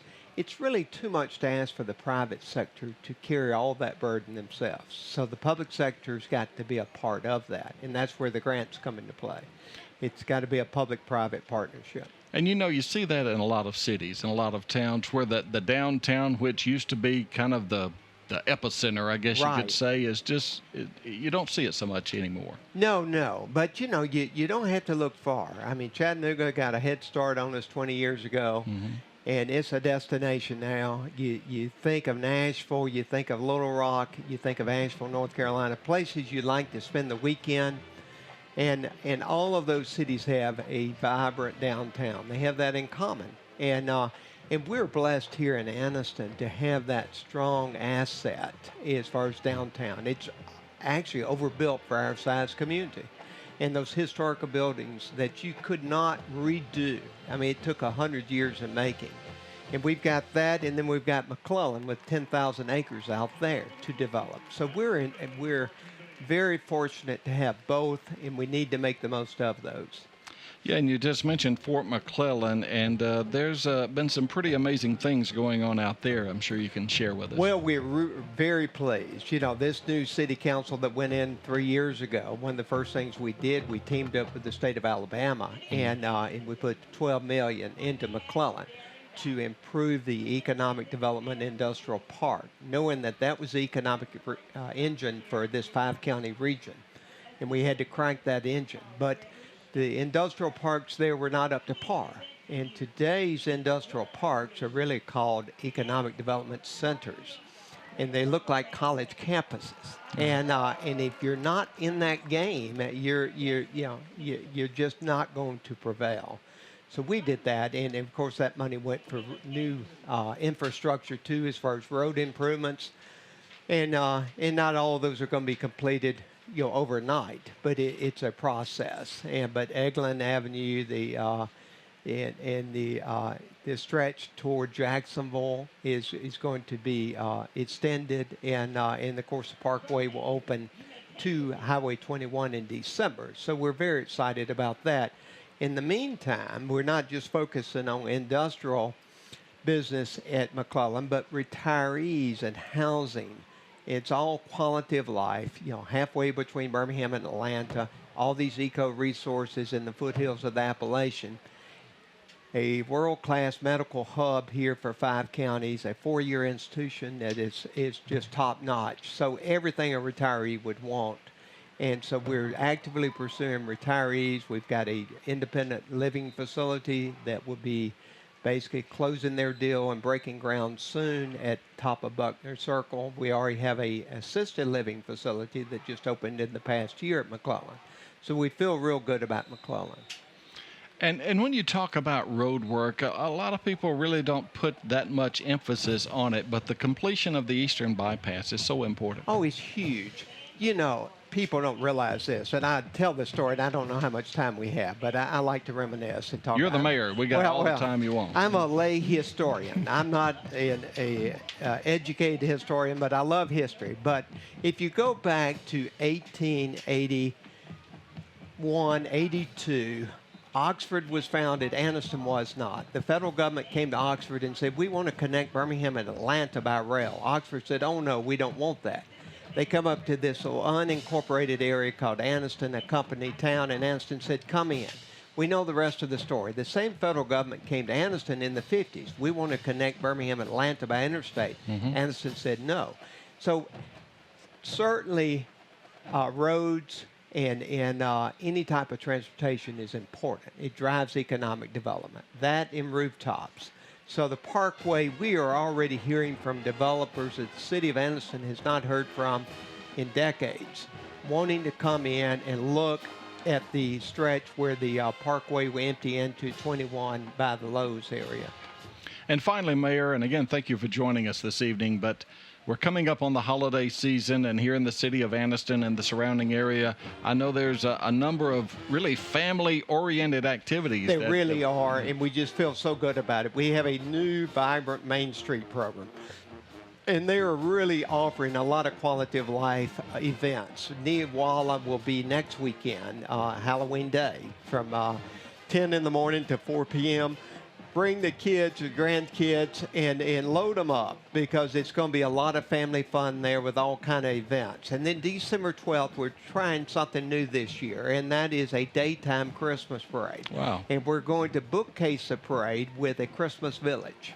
That'll be the bookends. We'll open the village before the parade, and it will stay open till after. And a lot of family fun. Santa will be at the village all day, and then also we'll have arts and crafts for the kids, especially those kids that can't afford to make a present from mom or dad or grandparents, and they can make it there and take it home with them. Right. And we'll have food vendors there, and then local merchants as well. So the Christmas Village at 10th and Noble is going to be a big addition. We will have a Macy's Day star there at 10th and Noble. Wow. So when the parade is coming down, certain acts will stop and perform on the star. And this year, it won't be just the Anniston Christmas Parade. We're reaching out to the county. It will be Anniston Calhoun Community Christmas Parade. And we're hoping to get all the county schools, or as many as that can, be involved. And so it's going to be very special. Just like we did with the farmers market, we said we need to take that to a different level. We did that 2 years ago, and now we're drawing crowds of 800 every Saturday morning.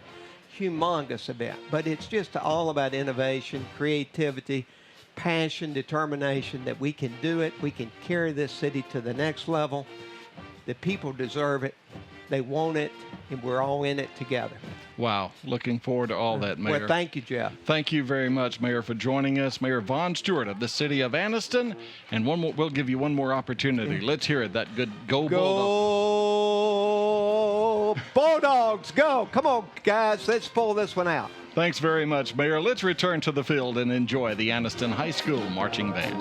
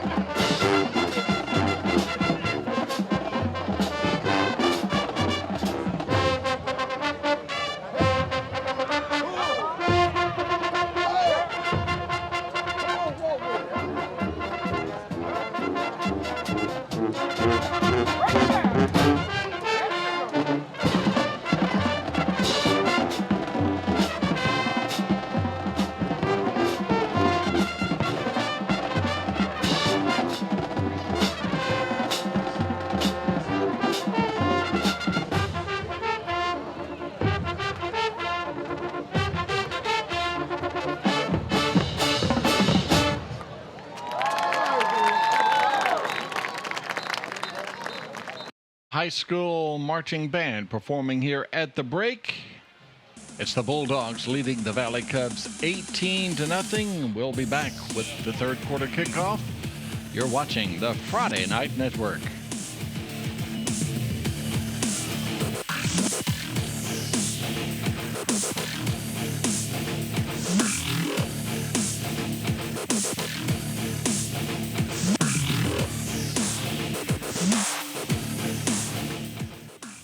This is a nice place. How much do you think this is going to cost us? I have no idea. Surely they'll show us some options. I wonder if we should have asked. At K.L. Brown Memory Chapel, we believe creating a service to match your budget is the best service we can offer. I thought for sure it was going to cost more.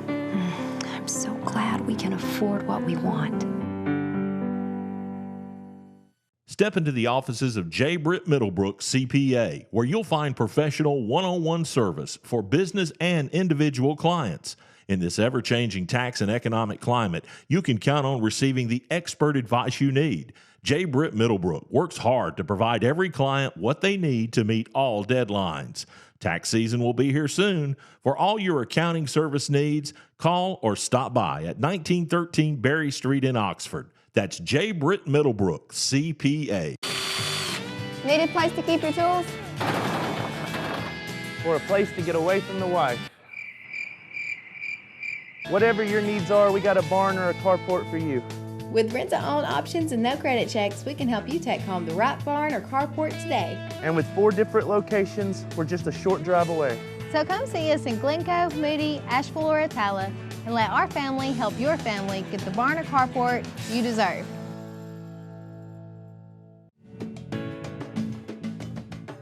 Well, it's a bad tactic. What happens is customers get these mailers and they're told that if they win $2,000 for showing up at the dealership or $20,000, and when they get there, it's never the case. It's just simply to get them in there and pull their credit and see if they can buy a car, and it's really dishonest. It's a bad way of doing business, and we're just not going to do that. So come on down to the sunny side of the street and ask for me, Shane Denny. It's where a handshake still matters. Every day's a great day to stop in a Samco Express Mart. You'll find plenty of snacks to choose from, and Samco has all your favorite drink brands, all nice and cold. You'll find those last-minute light grocery items you need, and a great variety of grab-and-go brands that's sure to cure any case of the munchies. There's lots of candy, mints, and gum, too. Make sure you fuel up before or after the game. With over 30 locations in the area, there's always one close by. Samco Express Mart. Don't miss the third annual Niwala on Noble, starting at 10 a.m. on Saturday, October 31st in downtown Anniston. Bring the whole family for lots of fun, including carnival games in a kids zone, local arts and crafts, train rides, a costume contest at 2:30, and so much more. You don't want to miss the double elimination cornhole contest starting at 11 with cash prizes. There will be live music, demonstrations, and a beer garden. Come join in on all the fun. Admission is free. Niwala on Noble, another fun, safe downtown event for the entire family from Main Street, Anniston.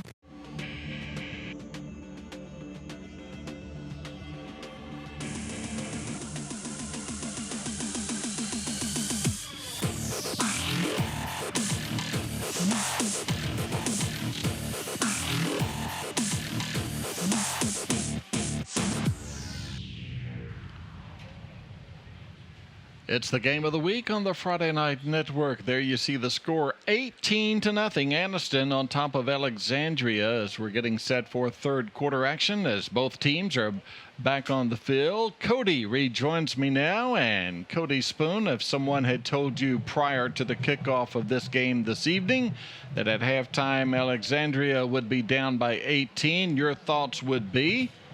I wish everyone could see the look that I'm giving you. That's kind of the only thing I would have been able to say. You know, you just stare at somebody if they tell you this is the halftime lead that Anniston has, and they're just doing a great job tonight, and they're doing a good job. And on both sides of the football, could get a little bit better in special teams as far as when their kickoffs, and that may be by design. They're not kicking it deep to Alexandria, but. Just keep doing what you're doing. Your defense has been playing extremely well. They haven't given up much to this Alexandria offense, an offense that we've seen explode over the past 4 or 5 weeks. They've been huge. That has been a huge asset for them. And Anniston coming in here, they've taken all the momentum in the first half, and they're looking to build off of that as we begin this second half, Jeff. Yeah, and I was going to say that too, Cody. The fact that there's 18 points on the board scored by this Anniston offense, is that impressive? Yes, of course it is. But really what's more impressive to me is the fact that on the defensive side, they're pitching a shutout. And I think that's something that kind of gets lost now. It's all the high-powered offenses and things. I'm a guy that likes to see high-powered offenses, but defenses now, this is huge tonight as the offense has done well moving the football. They've been put in some great situations thanks to their defense. Their defense has done a great job here tonight. And I just want to say, DeMonte Miller, I saw him warming up right here. He has got a very good arm, throws a tight spiral. That kid is just an athlete. He is it wouldn't shock me if this kid plays at the next level. If it's a school that needs a quarterback, he's the type of kid you can bring in on scholarship and let him develop over a few years. He's got the tools. He's got the speed.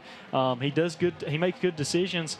He's got some mistakes here and there, but every quarterback does. And that kid's a very good athlete. This Anniston team right now is just, no doubt about it, they're just the better team right now. And if Anniston wins tonight, they are in the playoffs. It's that simple. Alexandria already in postseason play as region champs. And we're playing football here in third quarter action from Lott Mosby Memorial. Return on the kickoff by Alexandria is a short return to the 31.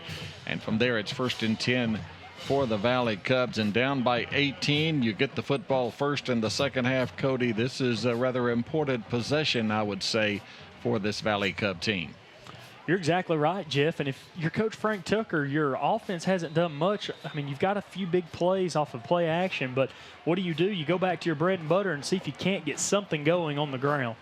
From the 31-yard line, Tucker will take and give to Keenan Woodruff, and Woodruff will take it 7 yards up to the 38-yard line. It will be 2nd down and 3 from the 38.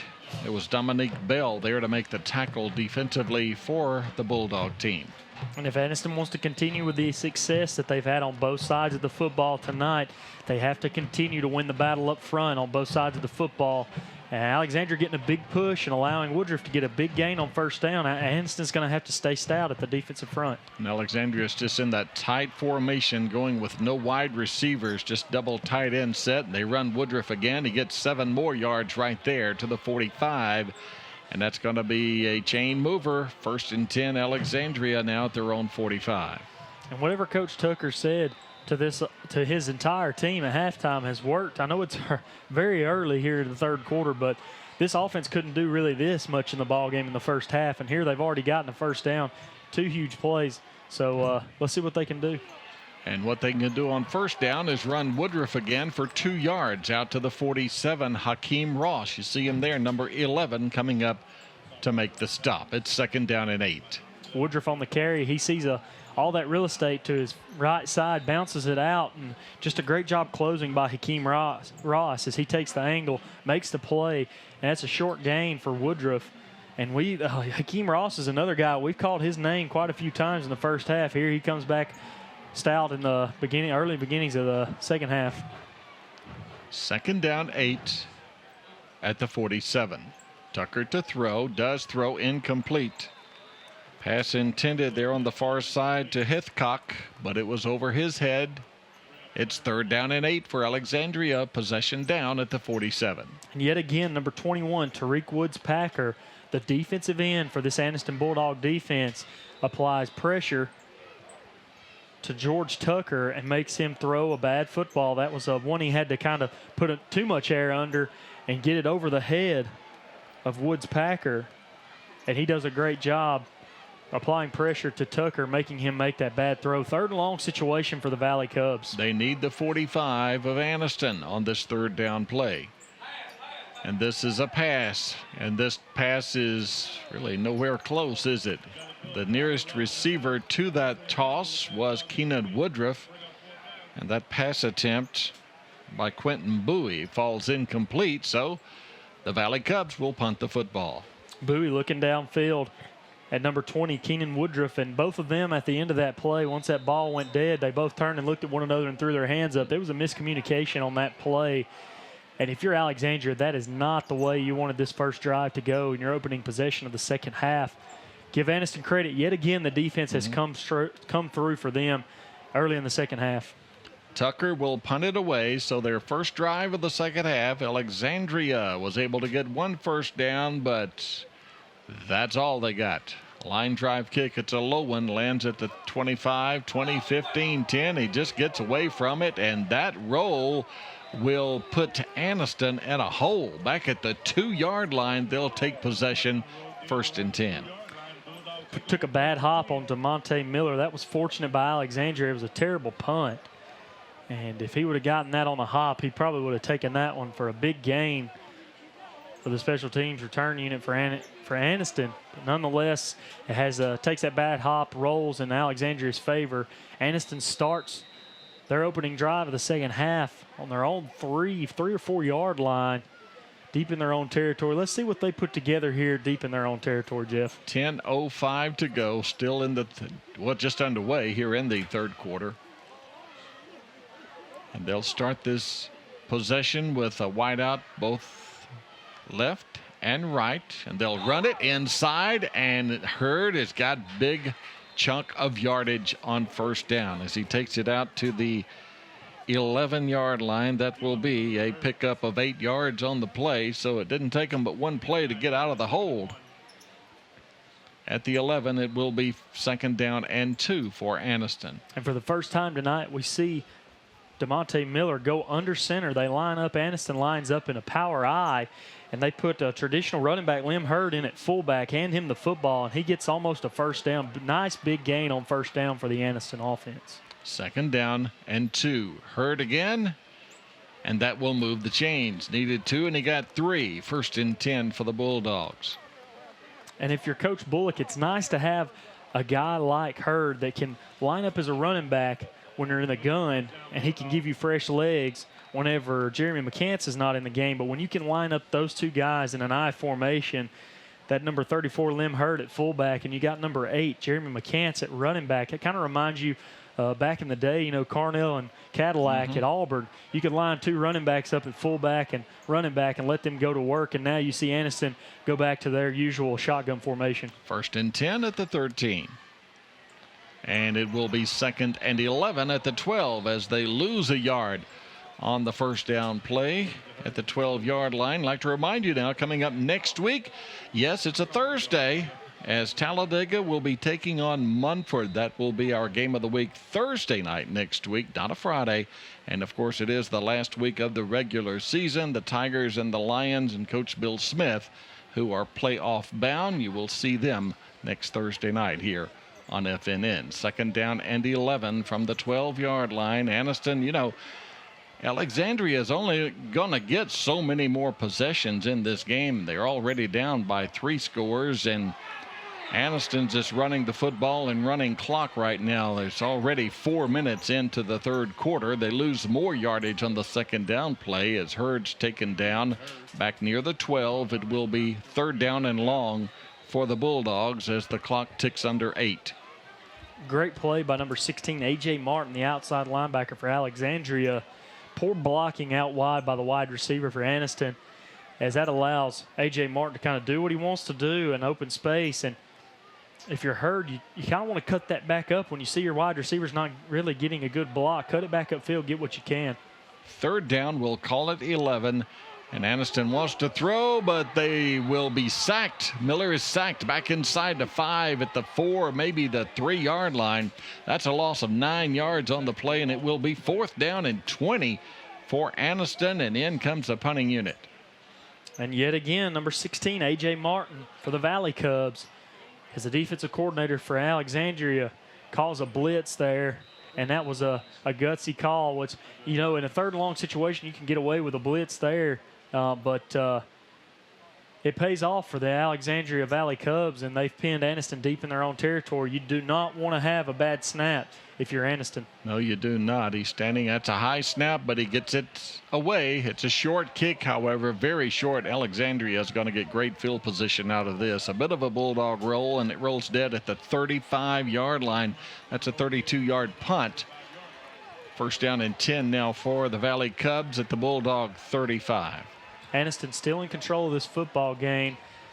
But you got to wonder, if this game gets close, special teams for Anniston is kind of shaky. You see their punting's not that great. The extra points, they've had trouble with that in extra points. And their kicking game when they kick off has not been very good. So let's just keep an eye on that as we get further and further into this football game. Important possession here for Alexandria if they want to get back in this football game, and they run Woodruff for 9 yards. Close to 10 yards on the first down play, just a bit short of the first down. 2nd down and 1 at the 25-yard line for Alexandria. Great blocking there by number 53, Dakota Sams, for this offensive line for the Valley Cubs, as he does a good job blocking number 21 for Anniston, Tariq Woods-Packer, driving him to the ground for a pancake. 2nd down call, Woodruff again. 1st down Alexandria as Woodruff picks up 3 down to the 23-yard line. That will stop the clock to move the chain. 6:05 still to go, 3rd quarter. The Valley Cubs down by 18. They had a golden opportunity right before halftime to score, but they fumbled inside the 5-yard line of Anniston on their way in. So still looking for their first points of the ball game. 1st and 10 at the 24. Again, they'll line up in this power I set behind George Tucker, quarterback for the Valley Cubs, and he'll give to the deep back. That's Jamal Tucker into the secondary. He goes inside the 15-yard line to the 14 and near another first down. So that offensive line, a little bit of a different look now. They seem to be coming off the ball a bit better this half than the first half. They did for sure. And you're right, Jeff, just getting a great push on 1st down and springs Jamal Tucker as he fights. He's met with by a host of Anniston Bulldogs, but he powers forward and gets the 1st down. At the, we'll call it the 13-yard line. That's Jamal Tucker again. Not this time, however. Down he goes at the line of scrimmage for no gain. Elijah Jackson and many black jerseys to take him down. 2nd down and 10 at the 13. Great penetration by number 12, Jalen Parker, for the Bulldog defense. He's the middle linebacker for the Bulldogs, and that forces the running back to change direction, and it forces him into about 3 or 4 Anniston Bulldogs that can make the tackle for a short gain, forcing the short gain for Alexandria. The game of the week on the Friday Night Network, brought to you this evening by the City of Anniston. Keenan Woodruff fights his way to the 10. 3rd down and 7. Woodruff, a guy that, over the past few weeks, he's had huge ball games. A guy in the pregame that I talked about, I felt like we would call his name a lot. And he's been kept quiet here tonight. Yeah. Anniston doing a good job containing him and containing these running backs overall for the Valley Cubs. And that's something that you've got to throw on the shoulders of this defense. They're doing a great job here. It's a 3rd down key situation for both teams. They need 7 yards. And they'll run Tucker on a keeper to the near side. Stopped short of the 1st down at the 6. Ran a bootleg to the near side. They needed 7. Tucker just got 4. It will be 4th down and 3 inside the 10 for Alexandria. And here I followed Woodruff to the far side of the field. And it took me, hearing you call the play there, and I look back down here and see that was a good fake by your quarterback, George Tucker, as he gets up about a 2-yard gain. And here it's another big down, the 4th down situation. And a timeout taken by the Valley Cubs. Quick timeout. We'll be back on the Friday Night Network.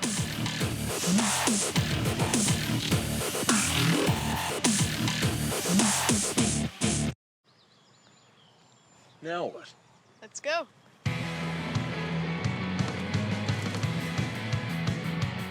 That way.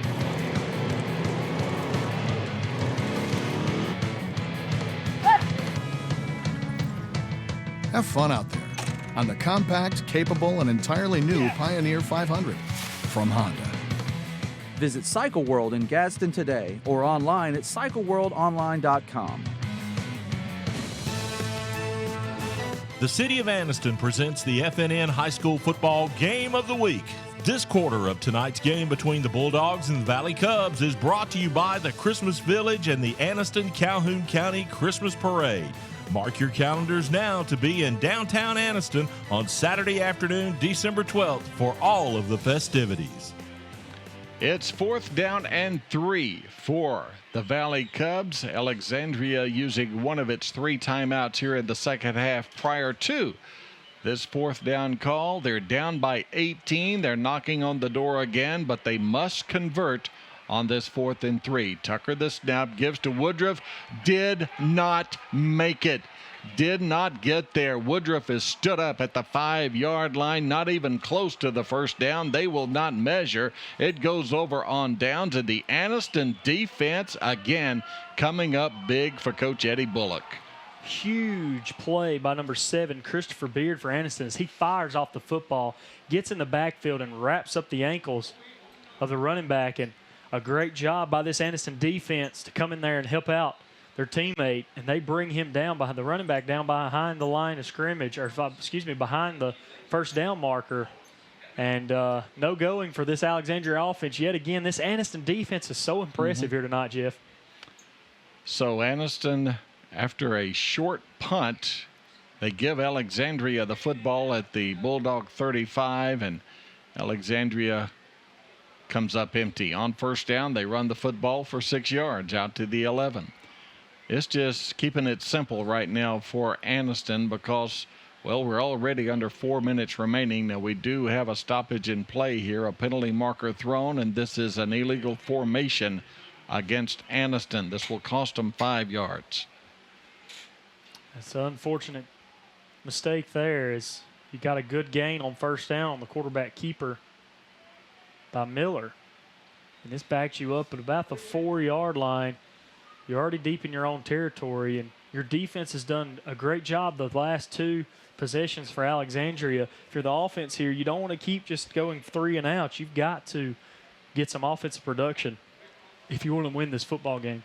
Clock continues to wind down here in the third quarter. We're at 3:20, and now we have an official on the near side has thrown his flag. We may have an illegal substitution on Anniston. I don't mean to speculate here, but we did have a Bulldog to run off the field late.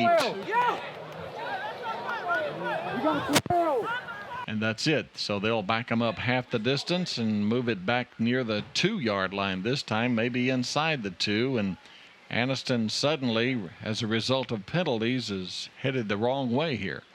Yeah. Shooting yourself in the foot right now. So first down. So it's still first down, but it's first down and about 14 yards to go for this Anniston team. And you know Coach Bullock, Cody's just saying, hold on to it, guys. No turnover. Let's not give them a cheap one down here. And Miller will keep it himself, and he'll spin his way to the 5 and fumble the football. And Alexandria says they've got it. We'll let them unpile here. And again, the Valley Cubs are saying it's our ball, but no official indication as of yet down near the 3-yard line. They may never umpile these guys. 3:01, the clock is stopped. And nobody knows. We're still, everyone just, it's kind of a mystery, huh? I don't know if I've seen one take this long before to determine and declare who recovered that loose football. And you see Alexandria saying they have it, and apparently they do, or do they? You see the officials gather up at the 3-yard line and no indication yet. This is a discussion, as you see there, the officials in the white hat has yet to rule who came away with the football. And looks as though this is confusion, Cody. Somebody needs to make a call here and determine who got the football. The white hat, Mr. Kenneth Breeding, has yet to make a call. And he's stepping into behind the Anniston huddle, which would mean it's still Anniston football, because the white hat is always in the backfield of the offense when he positions himself. He didn't signal, retain possession or anything. Usually the white hat, even if the offense retains the possession, they make the call, and he walked away from that pile just like as if it was nothing, So I'm glad we at least know now that Anniston retains possession. Yes, we do. Well, that was a rather strange turn of events. And the ball remains in the hands of Anniston. 2nd down and 11 at the 5-yard line. And Miller will be taken down back at the 3-yard line. He'll lose 2 more yards. It will be 3rd down and 13 yards to go. And now Alexandria is saying they got the loose football in the end zone on a fumble, but I don't think they're going to get that call. That's one of those calls. Maybe, you go back to the replay in college, but here, when you get a big jumble of guys there like that and officials can't see what's going on in there, and they're not going to give you that call. Anniston just putting himself in a tough spot right now, and it looks as though DeMonte Miller's helmet might have come off during that play. He's going to have to step out of the ball game on 3rd down. And it will be 3rd down and 13, and you're right. So Coach Bullock will need a new quarterback on this 3rd down play. And the play clock is all the way down to 2 to 1. And he calls a timeout before the play clock expired. I don't know why, because a penalty would have only been about a half yard. But still, timeout taken by Anniston with 1:52 to go, 3rd quarter. 18-0, the Bulldogs lead on the Friday Night Network. Your love will bloom with the Romance Bridal Collection. Each ring is a mirror to the natural splendor of sparkling diamonds with exquisitely crafted 18-karat gold designs. Every romance piece is exceptional in both quality and style and comes with a lifetime guarantee that assures its everlasting beauty. Come see Phyllis and the team at Glencoe Jewelry Sales for the Romance Bridal Collection and all of your jewelry needs. All right, here we go with 1:52 still to go, 3rd quarter. At halftime, Anniston led 18-0. We've played 10 minutes, 8 seconds of the 3rd period, and the score is still the same. When play resumes, it's 3rd down and 12 at the 3-yard line for Anniston, their own 3. The Bulldogs and Coach Eddie Bullock just used one of their 3 timeouts here in the 2nd half, and they will come back to the field now. They'll have a new quarterback, and now in as a signal caller on this 3rd down play is Avion Bethune, who comes in on 3rd and 12 from their own 3. Bethune will take and give to Hurd, and Hurd gets a yard up to the 4. That's all, just keeping it simple down there, and I think that's the right move by Coach Bullock as well, and they'll just be forced to punt once more from their own end zone. You don't want to bring in a backup quarterback, Avion Bethune. You don't want to bring him in and trust him to throw, make him throw the football down the field, try to get you that 1st down. That's a bad position to put him in when he's not in a rhythm. He's not had anything to get behind him to get him going to make a confident throw like that. So I agree with you, Jeff. Great call there by Coach Bullock. Again, no high snap here. You've got to get the ball to Miller and let him punt this football, and you hope they get a little bit more out of it this time. Tucker back to return the punt. Play clock is at 9 and 8. Still have plenty of time. High snap. Gets it away. It's a line drive kick. Tucker will get away from it, and it will roll dead at the 46-yard line. So that will be a 42-yard punt out of the end zone with no return. And Alexandria still nothing offensively tonight as they have yet to dent the scoreboard, but once more they'll start another possession in great field position. I know I'm taking a deep breath every time that ball snapped back on a punt. Can you imagine being Coach Bullock and his staff right now? Every time that ball is snapped back, you got to wonder what's going to happen. And a good job there getting high by DeMonte Miller. He snags that, brings it down, and gets a punt off, and a big punt for him. 1st down at the 46. Woodruff with a hole. 40, 39, 38-yard line, a gain of 8. 2nd down and 2 upcoming. There to make the stop was Brashad Harris defensively for the Bulldogs. Final minute of the 3rd quarter, 45 seconds and counting. Anniston up by 18. Alexandria facing 2nd down and 2 at the Bulldog 38-yard line. It's the 39th meeting all time between the Valley Cubs and the Bulldogs here this evening. And we talked about it earlier. Anniston's really controlled this series. They've won 31 of the previous 38. This is Hithcock, and he'll get near the 1st down. They'll say his knee hit the ground at the 37, so he will be stopped short.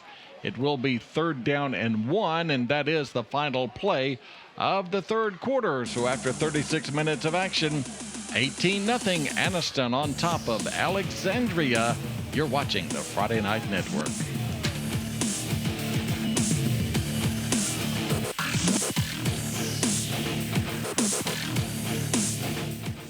People come from everywhere to get their deal from Bill Stanford. They come from Ashland, Brompton, Lineville. They come from Moody, Munford, Coldwater, Birmingham, Talladega, Lincoln, Riverside, Heflin. There's no better deal than a Talladega Bill deal. Right now, all GMC Sierras are at or below supplier price.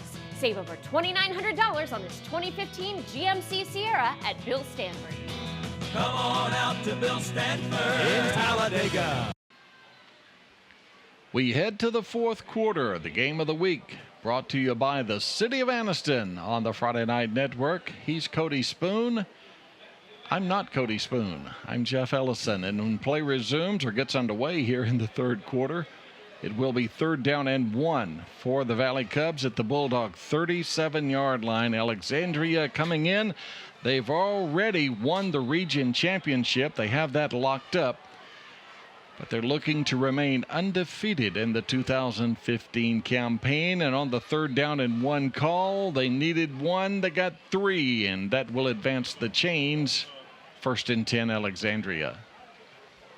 Coach Frank Tucker sticking with what has worked all year. He continues to go to that running game. And, you know, we're not coaches. We're not on a coaching staff. But at some point, you got to do a little bit more to open this offense up. You're entering the fourth quarter. Clock's rolling right now. You're down by 18 points. You've got to do something here to put some explosive plays behind your offense, put some points on the board. 1st down at the 33. It's Woodruff in motion, and Tucker wants to throw. Sets and fires incomplete. 2 receivers in the same neighborhood there, and it falls between them. Incomplete. 2nd down and 10 for the Valley Cubs. I think someone may have run a wrong route there to be in the same area. I agree, Jeff. It looked as though number 21, Tariq Woods-Packer, yet again, keep calling his name out, the outside linebacker / defensive end. He is doing a great job here tonight. He was in coverage on that underneath route to number 7, I believe, was the intended receiver, Quentin Bowie for Alexandria. A good job yet again by this Anniston defense. 2nd down and 10. And there's a loose football. The toss to Woodruff, and Woodruff looked like it hit him right in the throat, and it falls to the turf, but he was able to fall on it back at the 34. It's a loss of 1. 3rd down 11 for the Valley Cubs. Miscommunication between the quarterback and his running back, and to me, it looked like Woodruff never even put his hands up to catch the toss. I think he thought that was supposed to be a quarterback keeper. And just fortunate that your young running back, got back on top of that football. Brings up a 3rd and a mile to get this 1st down. Under 11 minutes to go in the game. Tucker to throw, and he gets his pass away, and it's incomplete. Jamal Tucker, the intended receiver here on the near side. I think he may have looked upfield before he caught it. And I can understand if he looked upfield because he had black jerseys headed his way. Woods-Packer, yet again, he runs over the fullback who was supposed to pick up that block, Jacob Heathcock, and then applies the pressure to force a bad throw yet again by number 12, George Tucker. So Woods-Packer, I mean, he's defensive MVP right now. He has been flying all over the football field in key situations. He's applied the pressure necessary to force bad throws. And a huge 4th down for Alexandria right here. Tucker to throw. Screen pass set up on the near side. That's Woodruff, and he will not get the 1st down. Well, they had it set up beautifully, but again, Woodruff slips down at the 29-yard line, well short of the 1st down. It goes over on downs back to Anniston, and it will be 1st down Bulldogs at their own 29. They got an 18-point lead, and just 10:40 is all that remains in the game. Number 53, Dakota Sams, the offensive tackle for Alexandria, had a great block out there that set up that screen. And Woodruff just falls down trying to make a cut back inside. Once Sams had made that block, once he engaged his man, Woodruff just tried to cut it back inside, and he slipped and lost his footing. And Another key stop by this Anniston defense. They are the heart and soul tonight of this Anniston team. Yes, they are. The defense of this Anniston Bulldogs has been the story here tonight, and now the Alexandria defense is there for the takedown back at the 23-yard line. That will be a loss of 6 yards on the play. Upcoming will be 2nd down and 16 yards to go. Kobe Woodruff there to make the stop. And Alexandria's front 7 winning the battle up front. It's both defensive fronts are winning the battle here in the second half. And Anniston hasn't done anything on offense. Alexandria's barely moved the football in the second half. They've barely moved the football all game, but in the second half especially. And this is just, if it comes down to this, just defense versus defense the rest of the way, that's not a good recipe for Alexandria. 9:56 to go in the game. Anniston wants and gets a timeout. 18-point lead for the Anniston Bulldogs, and we'll be back on the Friday Night Network.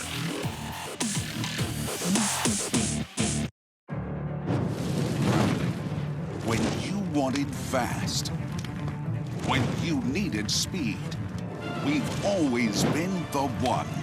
Well, now, the fastest just got faster. Introducing Ultra 100 Internet from Cable One. Experience speeds up to 100 megs. Welcome to Ultra 100 Internet.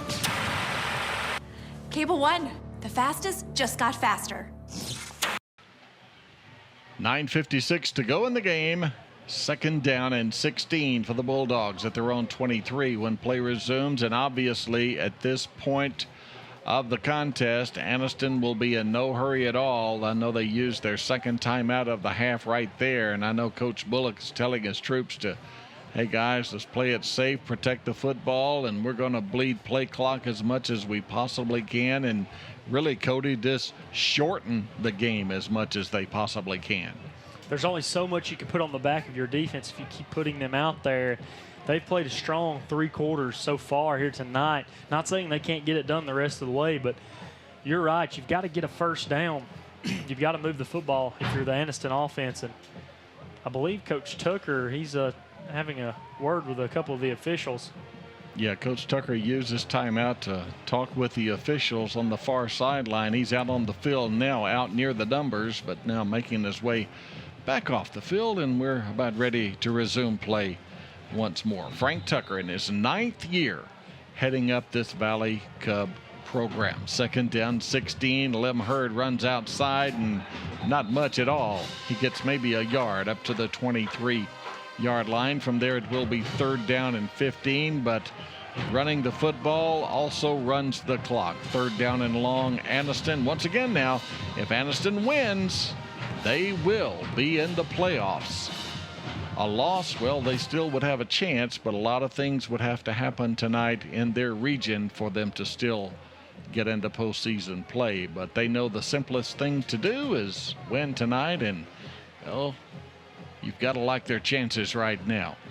3rd down, deep pass downfield. This pass is incomplete. Pass was intended for Christopher Beard down near the 40-yard line. It will be 4th down and 15 for Anniston, and they will punt the football. Just put a little bit too much football, or too much air underneath that football, did Miller, and he heaves that thing downfield. If that would have been caught, that would have been a huge gain for this Anniston offense. And no going as 4th and long situation. Anniston obviously punting the football here. Alexandria, with about 9 minutes remaining, they need to put points on the board here. Punt formation, Jamal Tucker set to return the punt. Kick is a short one. It's a shank. It lands at the 38-yard line, and they'll blow it dead at the 40. Now back at the line of scrimmage, there is a penalty marker down, a flag thrown by the umpire, and that's holding against Anniston. They may decline this because a punt that only traveled 18 yards, Alexandria may refuse it and just take the football right there at the 40. But then again, I've been wrong before, and I'm wrong this time. They'll take the penalty and force them to punt once again. 9:03, the clock is stopped. Need a football. and they need a football. Okay, it's hard to play the game without a football. Have you noticed that, Cody? Yes, it's very difficult to play the game of football without the football actually out on the field, Jeff. So the penalty from the 20-yard line, they'll move it back near the 10. And for the third consecutive possession. On the kicking team, we play fourth down. All right, there's the call, and Anniston will be forced to punt out of their own end zone. Jamal Tucker will return the punt. And again, no scoring here in the second half. It was 18-0 at halftime. The score has not changed. And now the long punt by Anniston, and it will roll dead back at the 32-yard line, or at the 22-yard line, I should say. So Alexandria loses 38 yards. When you compare the two punts, they would have had the football at the Anniston 40. Instead, they now have it at their own 22. Coach Frank Tucker going with, he didn't believe that punt, the next punt would go any further than what the first punt did. He was hoping for a little bit more yardage. And there you see Miller just comes up big with a line drive punt. That about hit his blockers in the back of the head. I mean, they opened up an avenue for him to kick that through. And as a line drive and a huge punt by DeMonte Miller. First down for Alexandria. Tucker to throw. Swing pass over here on the near side. It's incomplete. That pass intended for Keenan Woodruff. And, really, if he'd caught the football there, I mean, here come the cavalry. I mean, they had that played well defensively. Very well read by the secondary of Anniston.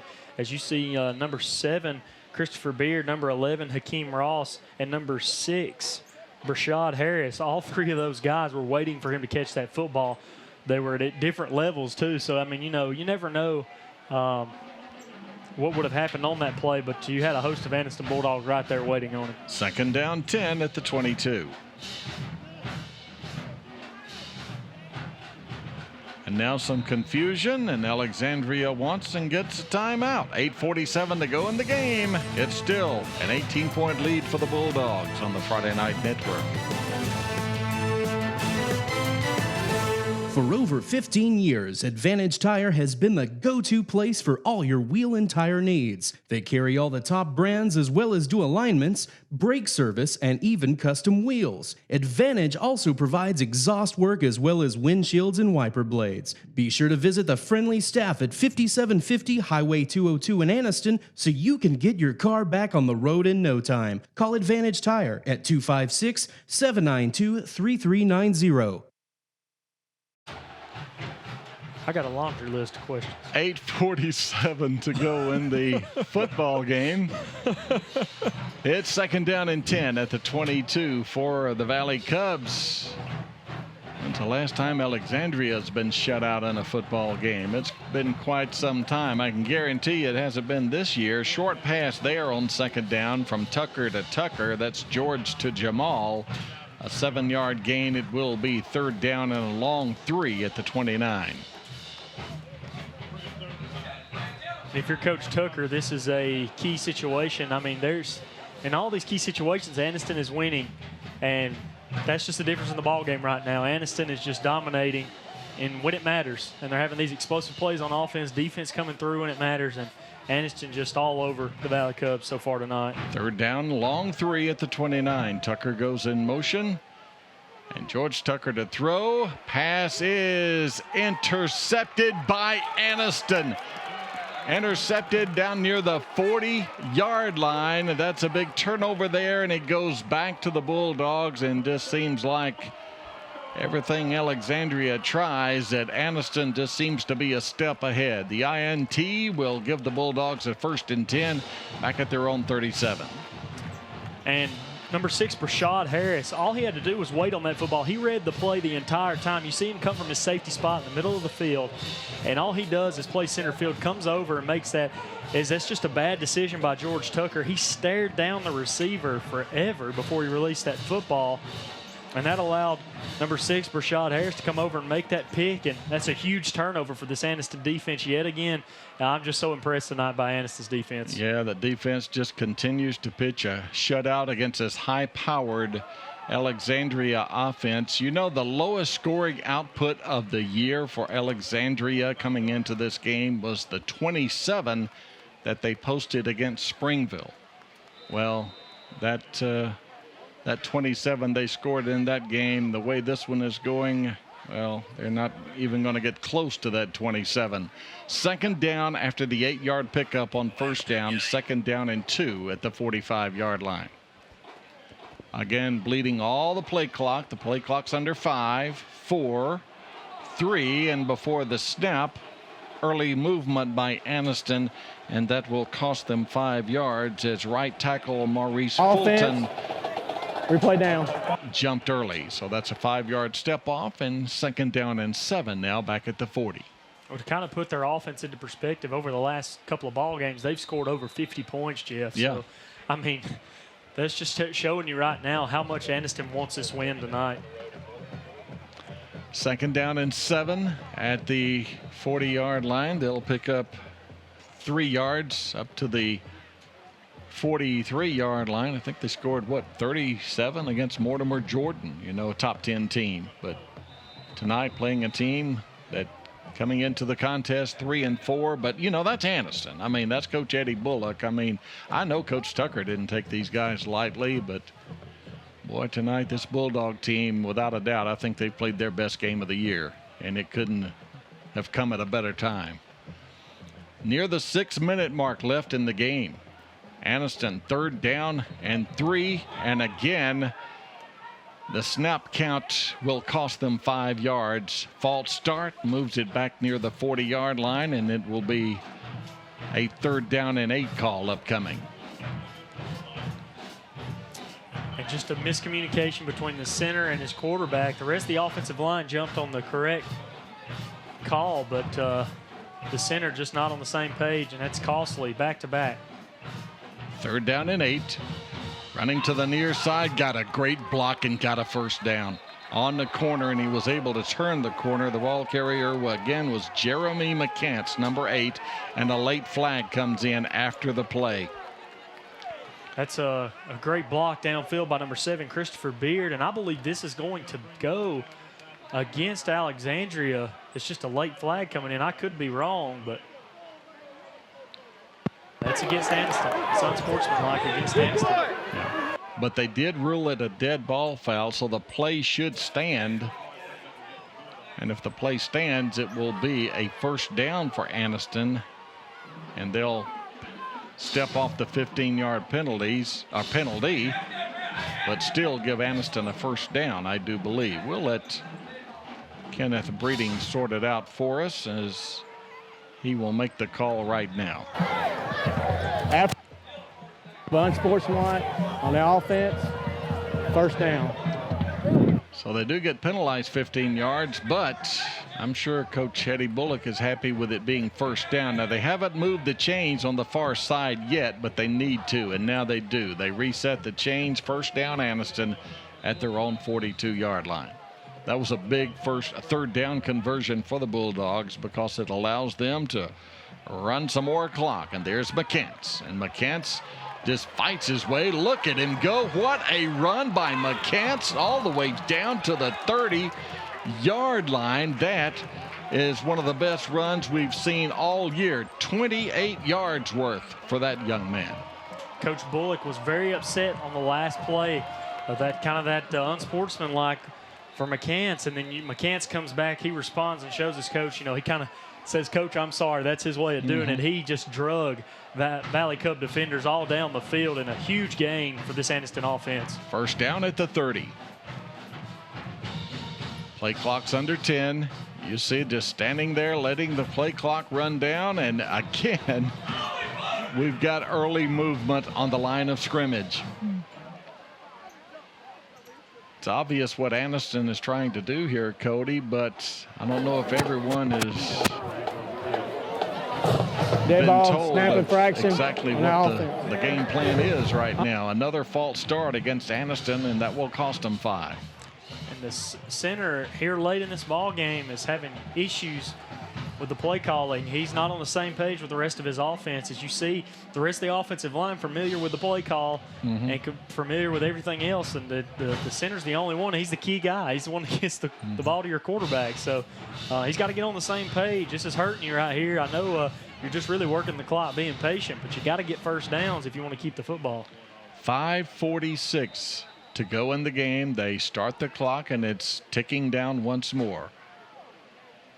1st and 15 for Anniston at the 35-yard line. Looking to get back to the 500 mark this evening, as they came in 3-4. McCants will run again, but not run very far, will he? Taken down at the 35-yard line for no gain on the play. Swink again there to make the tackle for the Valley Cubs. Swink comes in to make the play. A short gain for Anniston, maybe a yard on that run, if that. It brings up a 2nd and long situation. If you're Anniston, you need to get back a big chunk of these yards. Just keep the football. Let your defense at least get a little bit of rest, as they have played lights out so far. 4:45 and counting. Play clock's under 5. The play clock is at 3, 2, 1, and now more movement by Anniston on the offensive line. And this will cost him 5 more yards on the play, back to the 35-yard line. You know this Anniston coaching staff cannot be happy with the way this offensive line is playing right now. A lot of miscommunication. So back to the 40-yard line. They'll place it down right there. Alexandria coming in ranked in the top 10 in Class 5A. Already wrapped up the region championship. Had victories over Jacksonville, Hayden, Lincoln, Springville, Mortimer, Jordan, a big win there, St. Clair County, and Moody. And they come in tonight as a top 10 team, and they're being shut out by the Bulldogs. And a pass completion, just a simple slant pass right there, a slant pattern rather. And there to receive it was Dobbins, and he'll take it down to the 22-yard line. It will be short of the first down, however. 3rd down and 2 at the 22. Just a strike delivered by DeMonte Miller to his wide receiver Mario Dobbins. As you said, just a quick slant as he had, there wasn't man coverage, playing more of a zone off the line of scrimmage, and he just beats his man inside and catches that and gets close to the first down. 3rd down and 2 at the 22. They run Hurd, and Hurd's got the first down at the 19. That'll move the chains, and yes, we still got 3.5 minutes left in this football game, but Anniston driving now inside the red zone with 3:21 to go. They stop the clock to move the chains. And you got an 18-point lead, and you're playing at home. And this, without a doubt, will be the biggest win of the year for this Anniston team. First down at the 19.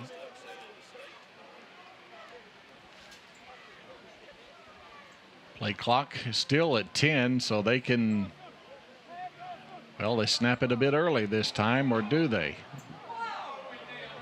Got another penalty marker down. Anniston continues to move early. On the offense. And that is a snap infraction. He tried to snap it, double clutched it, brought it back. The center just having issues right now. You kind of feel for the guy, but he's got to get things together. I mean, he's had a pretty good game all night, but tonight here in the stretch, you know, if this was a key game, this is killing you. But you can't fault them for the game they played so far.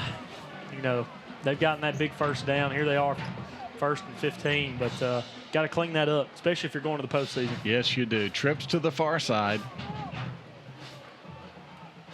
On the first down play, Miller will keep it himself, still on his feet, not on his feet anymore, down at the 21. That's a pickup of 3. 2:19, 2:18. Anniston again will move to 4-4 on the year. In region play, they will move to 4-3 and lock up one of the 4 playoff berths in Class 5A Region 6. At the end of the game, we're going to try to get a word with head coach Eddie Bullock from down on the sideline. I'm sure he will be a happy young man after this big upset that we have witnessed here on FNN tonight from Lott Mosby Stadium. And prior to this second down snap, Anniston wants and gets a timeout. This their final timeout of the half. 1:41 to go in the game. It's all Anniston on the Friday Night Network. Looking for the ultimate recreation and fitness facility? Then check out the Aquatic and Fitness Center at the Anniston Sports Complex at McClellan. The Aquatic and Fitness Center has it all. The center is over 48,000 square feet and features a state-of-the-art natatorium, as well as a fitness room with a complete circuit of station machines, free weights, and cardio equipment. The center is home to the Miller Gymnasium with a full-length basketball court. You'll also enjoy the full menu of fitness classes. The Aquatic and Fitness Center, Calhoun County's recreation destination. 1:41 is all that's left in this one. And it's Anniston on top 18-0. We have had a scoreless second half. All the points in this game taking place in the first half of play. This game got started. You talk about getting off on the right foot. Anniston takes the opening kickoff, and after a opening kickoff return out to the 26-yard line, the very first play from scrimmage, Anniston scores on a 74-yard run, and this Bulldog team never looked back. Speaking of not looking back, there's another touchdown. McCants takes it in from 19 yards out, and that increases the lead. I mean, that was just a simple toss sweep to the near side, Cody. Nobody out here, and all that Jeremy McCants had to do was run. He did run and didn't stop until he got into the end zone, and it's now a 24-point lead for the Bulldogs. And if you're Coach Frank Tucker, you're already losing this game, but you've got to be very disappointed in the effort on that play by your defense. In my opinion, that was just pure laziness on that play. This Alexandria team, when you get down in situations like this, you've got to keep fighting back. You got to find players that are willing to fight back. There, they just kind of let McCants walk into the end zone for the touchdown, and Anniston just all over the Valley Cubs tonight. 24-0 as Marcellus Mosley comes in for the extra point. He hasn't made one all night until now. That one is between the sticks. 1:33 to go in the game. Anniston 25, Alexandria nothing on the Friday Night Network. At Food Outlet, our lineup starts with the freshest produce in town. When you shop with us, you score every day with the freshest meat and the best selection. Pre-game, halftime, even after the game, we have all the snacks and soft drinks that you need. We're your hometown team. And you'll always score a touchdown at Food Outlet, where great service at low prices is how we do business. Food Outlet, with locations in Alexandria, Anniston, Bynum, and Pell City. Go to shopfoodoutlet.com for weekly specials. And remember to like us on Facebook. It's now a 25-0 lead for the Anniston Bulldogs. Game of the week brought to you by the city of Anniston. And tonight, the city of Anniston is all smiles as they are just 93 seconds away from a big-time upset here this evening. And it's an upset that will propel them into the state high school football playoffs in 2 weeks. In the 5A classification. Short kick that is returned across the 30 up to the 32-yard line. That's Andrew Presley, number 22, for the Valley Cubs. And Alexandria now with a first down at their own 32. Jeff, I would be pretty confident in saying this is the upset of the night statewide. Unless there's something else out there that just happens, maybe somewhere in South Alabama. This is definitely, I would go out on a limb and say this is the upset of this week in high school football in the state of Alabama. Looking ahead to next week for these two teams, of course, the final week of the regular season is non-counters for both teams, and it's really non-counters throughout the state of Alabama. As on the first down call, they'll run Grayson Cheffin for a couple of yards. Next week, Anniston will take on Fort Payne, and Alexandria will play Cherokee County next week. Again, that's non-counters, non-region play next week for both teams. 2nd down and 6 now at the 36-yard line. Final minute. I doubt very seriously that Coach Tucker will use his final timeout of the game. I think they're just ready to get out of here and head back up Highway 431 back to Alexandria High School. No gain on 2nd down. It will be 3rd down. One more play, and that should be all that's necessary. And just as I say that, there's a penalty flag down, and we've got a dead ball unsportsmanlike conduct. You see the call there against Anniston, and that will cost them 15 yards and move it back out near midfield. Coach Bullock, he's usually on his guys if they really truly do have an unsportsmanlike conduct penalty. We've seen him do it a couple of times here tonight, but on that play, he just throws his hands up. He's not for sure what's going on. Yeah, and there you see him there on the screen, Coach Bullock, and you know he wants to end this game on the right note, and that's not the right note. 1st down at the 50. A half minute to go. Well, you could have got good odds on this one as far as what do you think the odds would have been that Anniston would have pitched a shutout here tonight? Not necessarily win the game. I mean, they have in fine fashion, but to shut out this offense. But that's exactly what we've witnessed here this evening. Under 15 seconds, they may not run another play. You can see Alexandria in the huddle there. They're not going to run another play, and this football game is over. And the Anniston Bulldogs have pulled off a big one here tonight. Anniston has defeated the undefeated coming into this game Alexandria Valley Cubs. It wasn't even close. 25-0. The final score. We'll be back with post-game activities. Stay with us on the Friday Night Network.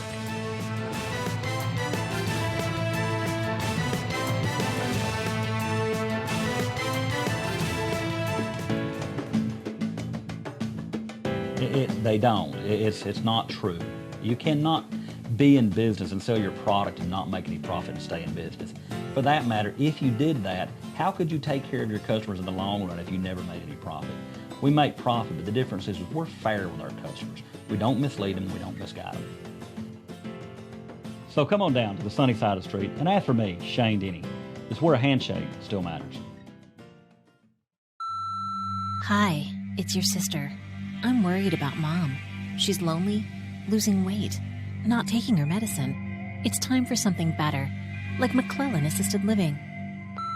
Hi, sis. It's just been a week since we moved Mom to McClellan, and I can already tell we made the right decision. She's eating, making friends, and the happiest she's been in a long time. The right change for Mom or Dad. McClellan Assisted Living in Anniston. Space is limited. Call today. Every day is a great day to stop in a Samco Express Mart. You'll find plenty of snacks to choose from, and Samco has all your favorite drink brands, all nice and cold. You'll find those last-minute light grocery items you need, and a great variety of grab-and-go brands that's sure to cure any case of the munchies. There's lots of candy, mints, and gum, too. Make sure you fuel up before or after the game. With over 30 locations in the area, there's always one close by. Samco Express Mart. Have you got the new car itch but don't want to take the plunge with a brand new car? How about getting the most car for the money at Avery Auto Sales? They have a large selection of cars with even some 2014s in the mix. And if you're worried about your credit, don't. They can help get you back on your credit feet with guaranteed approval. Check them out online at AveryAutoSales.net. Then when you see something you like, call them at 256-835-8897 for a test drive. Or just go by. Avery Auto Sales is located on Highway 78 East between Highway 78 and Snow Street in Oxford. That's Avery Auto Sales.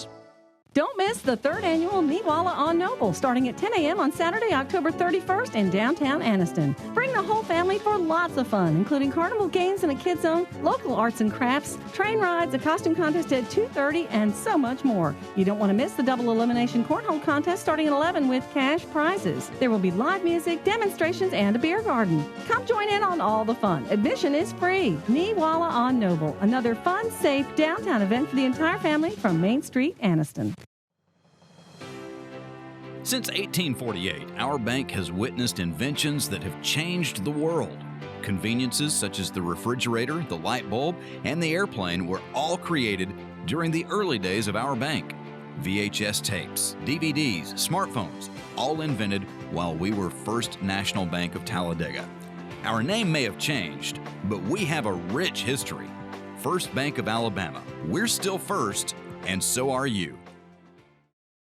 People come from everywhere to get their deal from Bill Stanford. They come from Ashland, Brompton, Lineville. They come from Moody, Munford, Coldwater, Birmingham, Talladega, Lincoln, Riverside, Heflin. There's no better deal than a Talladega Bill deal. Right now, all GMC Sierras are at or below supplier price. Save over $2,900 on this 2015 GMC Sierra at Bill Stanford. Come on out to Bill Stanford in Talladega. Oops, had a fender bender? Have them tow it or take it yourself to Wesley's Paint and Body. Baker Reynolds and his guys have been this area's go-to team for quality automotive body repair and paint work for years. All makes and models, foreign or domestic. They take them crashed and make them look like new. And with Wesley's larger new facility, including 2 full-size paint booths, they can get you fixed up fast. Always free estimates, best price on repair work, insurance claims welcomed, and service with a smile. That's Wesley's Paint and Body, Highway 78 East in Anniston. Oh, hey, you got one of those insurance apps too? You know how this thing works? No, sorry. Not an app, it's my agent. In this moment, no, I'm fine, thanks. It's good to know you have a trusted, independent auto owner's insurance agent who's there when you need them. Great. Man, I gotta get one of those. Auto Owners Insurance, the no problem people. Calhoun Insurance in Oxford is your local independent auto owners insurance agency. And welcome back to Lott Mosby Memorial Stadium. It's a great night to be a Bulldog fan as the Anniston Bulldogs have upset the Valley Cubs of Alexandria here this evening. 25-0, the final score. And again, we talked about it in the pregame, Cody, the fact that it was so important for Anniston to get off to a good start, and boy, did they ever. They got off to a good start, and the middle was great, and they ended in fine fashion as well. You're right, Jeff, and they opened their first play as a quarterback keeper to the house for 6, and they didn't slow down one bit on offense. They sat there and they clicked on every cylinder, and the defense played lights out. I was most impressed tonight with this defense. He had a big playmaker. The MVP of the night, in my opinion, on defense goes to Tariq Woods-Packer. Just played an outstanding ball game for Coach Bullock's defense, and just a huge win here tonight for the Anniston Bulldogs. Yes, it certainly was. They moved to 4-4 on the year. It's their 4th region win as well, and as we said, that will put the Bulldogs into the playoffs in 2 weeks, as they will go in as one of the 4 representatives in Class 5A Region 6 with this 25-0 victory here this evening over the Alexandria Valley Cubs, as they drop to 7-1 on the year with 1 regular season game remaining. Coach Eddie Bullock, now in his 6th year as head coach of the Anniston Bulldogs, is down on the field. And Coach, can you hear us? This is Jeff Ellison alongside Cody Spoon. Absolutely.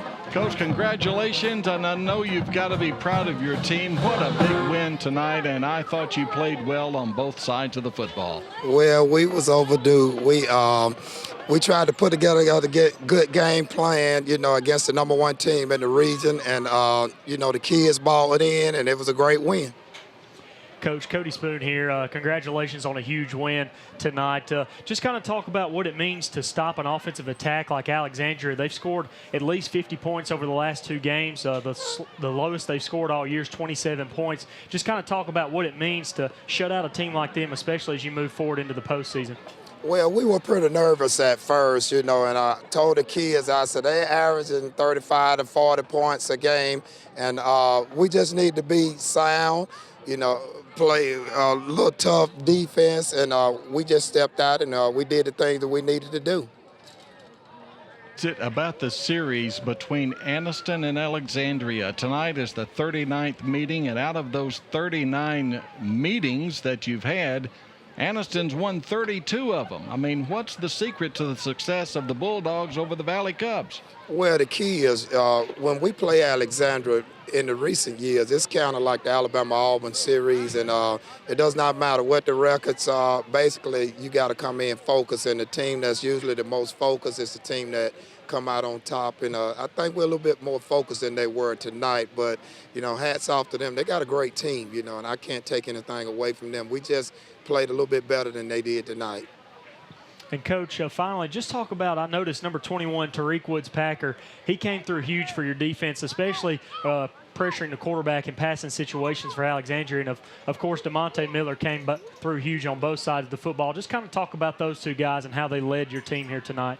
Well, Tariq did a phenomenal job. It's his first year playing. Been trying to get him out for 2 years as a basketball player, and I finally convinced him to come out this year. And he's a very smart kid, and we've been talking, and he knows the defense and understands it better than anybody we got. But he's actually a junior, and on the football field, he's a freshman, but he just stepped it up tonight. And, of course, DeMonte Miller is probably the best athlete we got on the team, and played wide receiver, but we had to put him at quarterback, and he just stepped up to the challenge, man, did a fantastic job.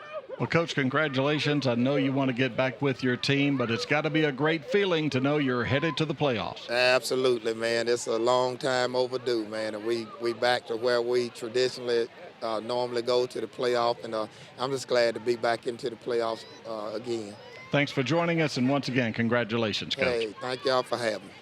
The Anniston Bulldogs defeating the Alexandria Valley Cubs here tonight. And we'll be back on the Friday Night Network.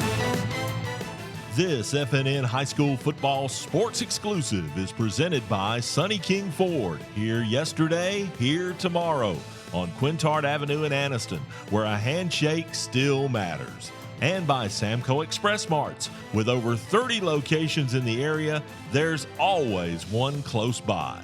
Tonight's game is sponsored by Calhoun Insurance. For all your auto, home, business, or life insurance needs, visit us in Jacksonville, Anniston, or Gadsden. By Cycle World Power Sports on Megan Boulevard in Gadsden. At Cycle World, we sell fun. By First Bank of Alabama. Our name may have changed, but we have a rich history. At First Bank of Alabama, we're still first, and so are you. By Food Outlet, with locations in Alexandria, Anniston, Bynum, and Pell City. At Food Outlet, you always get great service and low prices. It's how we do business. And by Avery Auto Sales on Highway 78 in Oxford, and now open with a second great location on Quintard Avenue in Anniston. Tonight's Game of the Week is brought to you by Anniston EMS, Wesley's Paint and Body, Cotton State Barns, K.L. Brown Memory Chapel, Glencoe Jewelry Sales, Cable One, and Skinner Body Shop. We'll have more pregame activities when we continue. You're watching the FNN High School Football Game of the Week on the Friday Night Network.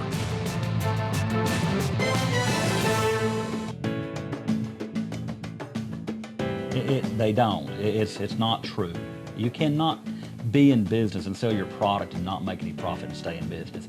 For that matter, if you did that, how could you take care of your customers in the long run if you never made any profit? We make profit, but the difference is we're fair with our customers. We don't mislead them, we don't misguide them. So come on down to the sunny side of the street and ask for me, Shane Denny. It's where a handshake still matters. In a world that's ever-changing, you have to be sure that your choices are the right choices. At Central Alabama Community College, you'll know you made the best choice. We understand that you need the best educational opportunities. Whether choosing a technical degree program, taking courses to transfer to a four-year college or university, or being a part of our national championship winning traditions, Central Alabama will provide you with courses and degree programs in tune with today's workplace. Get a sharper focus on your life by choosing one of our 3 convenient locations: Alex City, Childersburg, and Talladega. Central Alabama Community College. Central to you. Central to your success.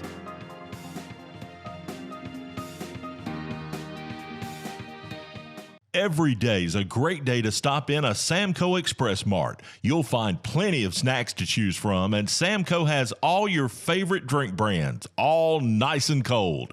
You'll find those last-minute light grocery items you need, and a great variety of grab-and-go brands that's sure to cure any case of the munchies. There's lots of candy, mints, and gum, too. Make sure you fuel up before or after the game. With over 30 locations in the area, there's always one close by. Samco Express Mart. Looking for the ultimate recreation and fitness facility? Then check out the Aquatic and Fitness Center at the Anniston Sports Complex at McClellan. The Aquatic and Fitness Center has it all.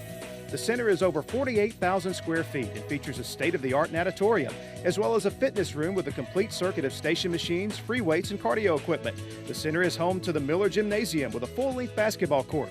You'll also enjoy the full menu of fitness classes. The Aquatic and Fitness Center, Calhoun County's recreation destination. The crowd is headed to the exits at Lott Mosby Memorial Stadium here this evening. They witnessed a big upset as Anniston has defeated Alexandria 25-0. Cody, final thoughts on this one?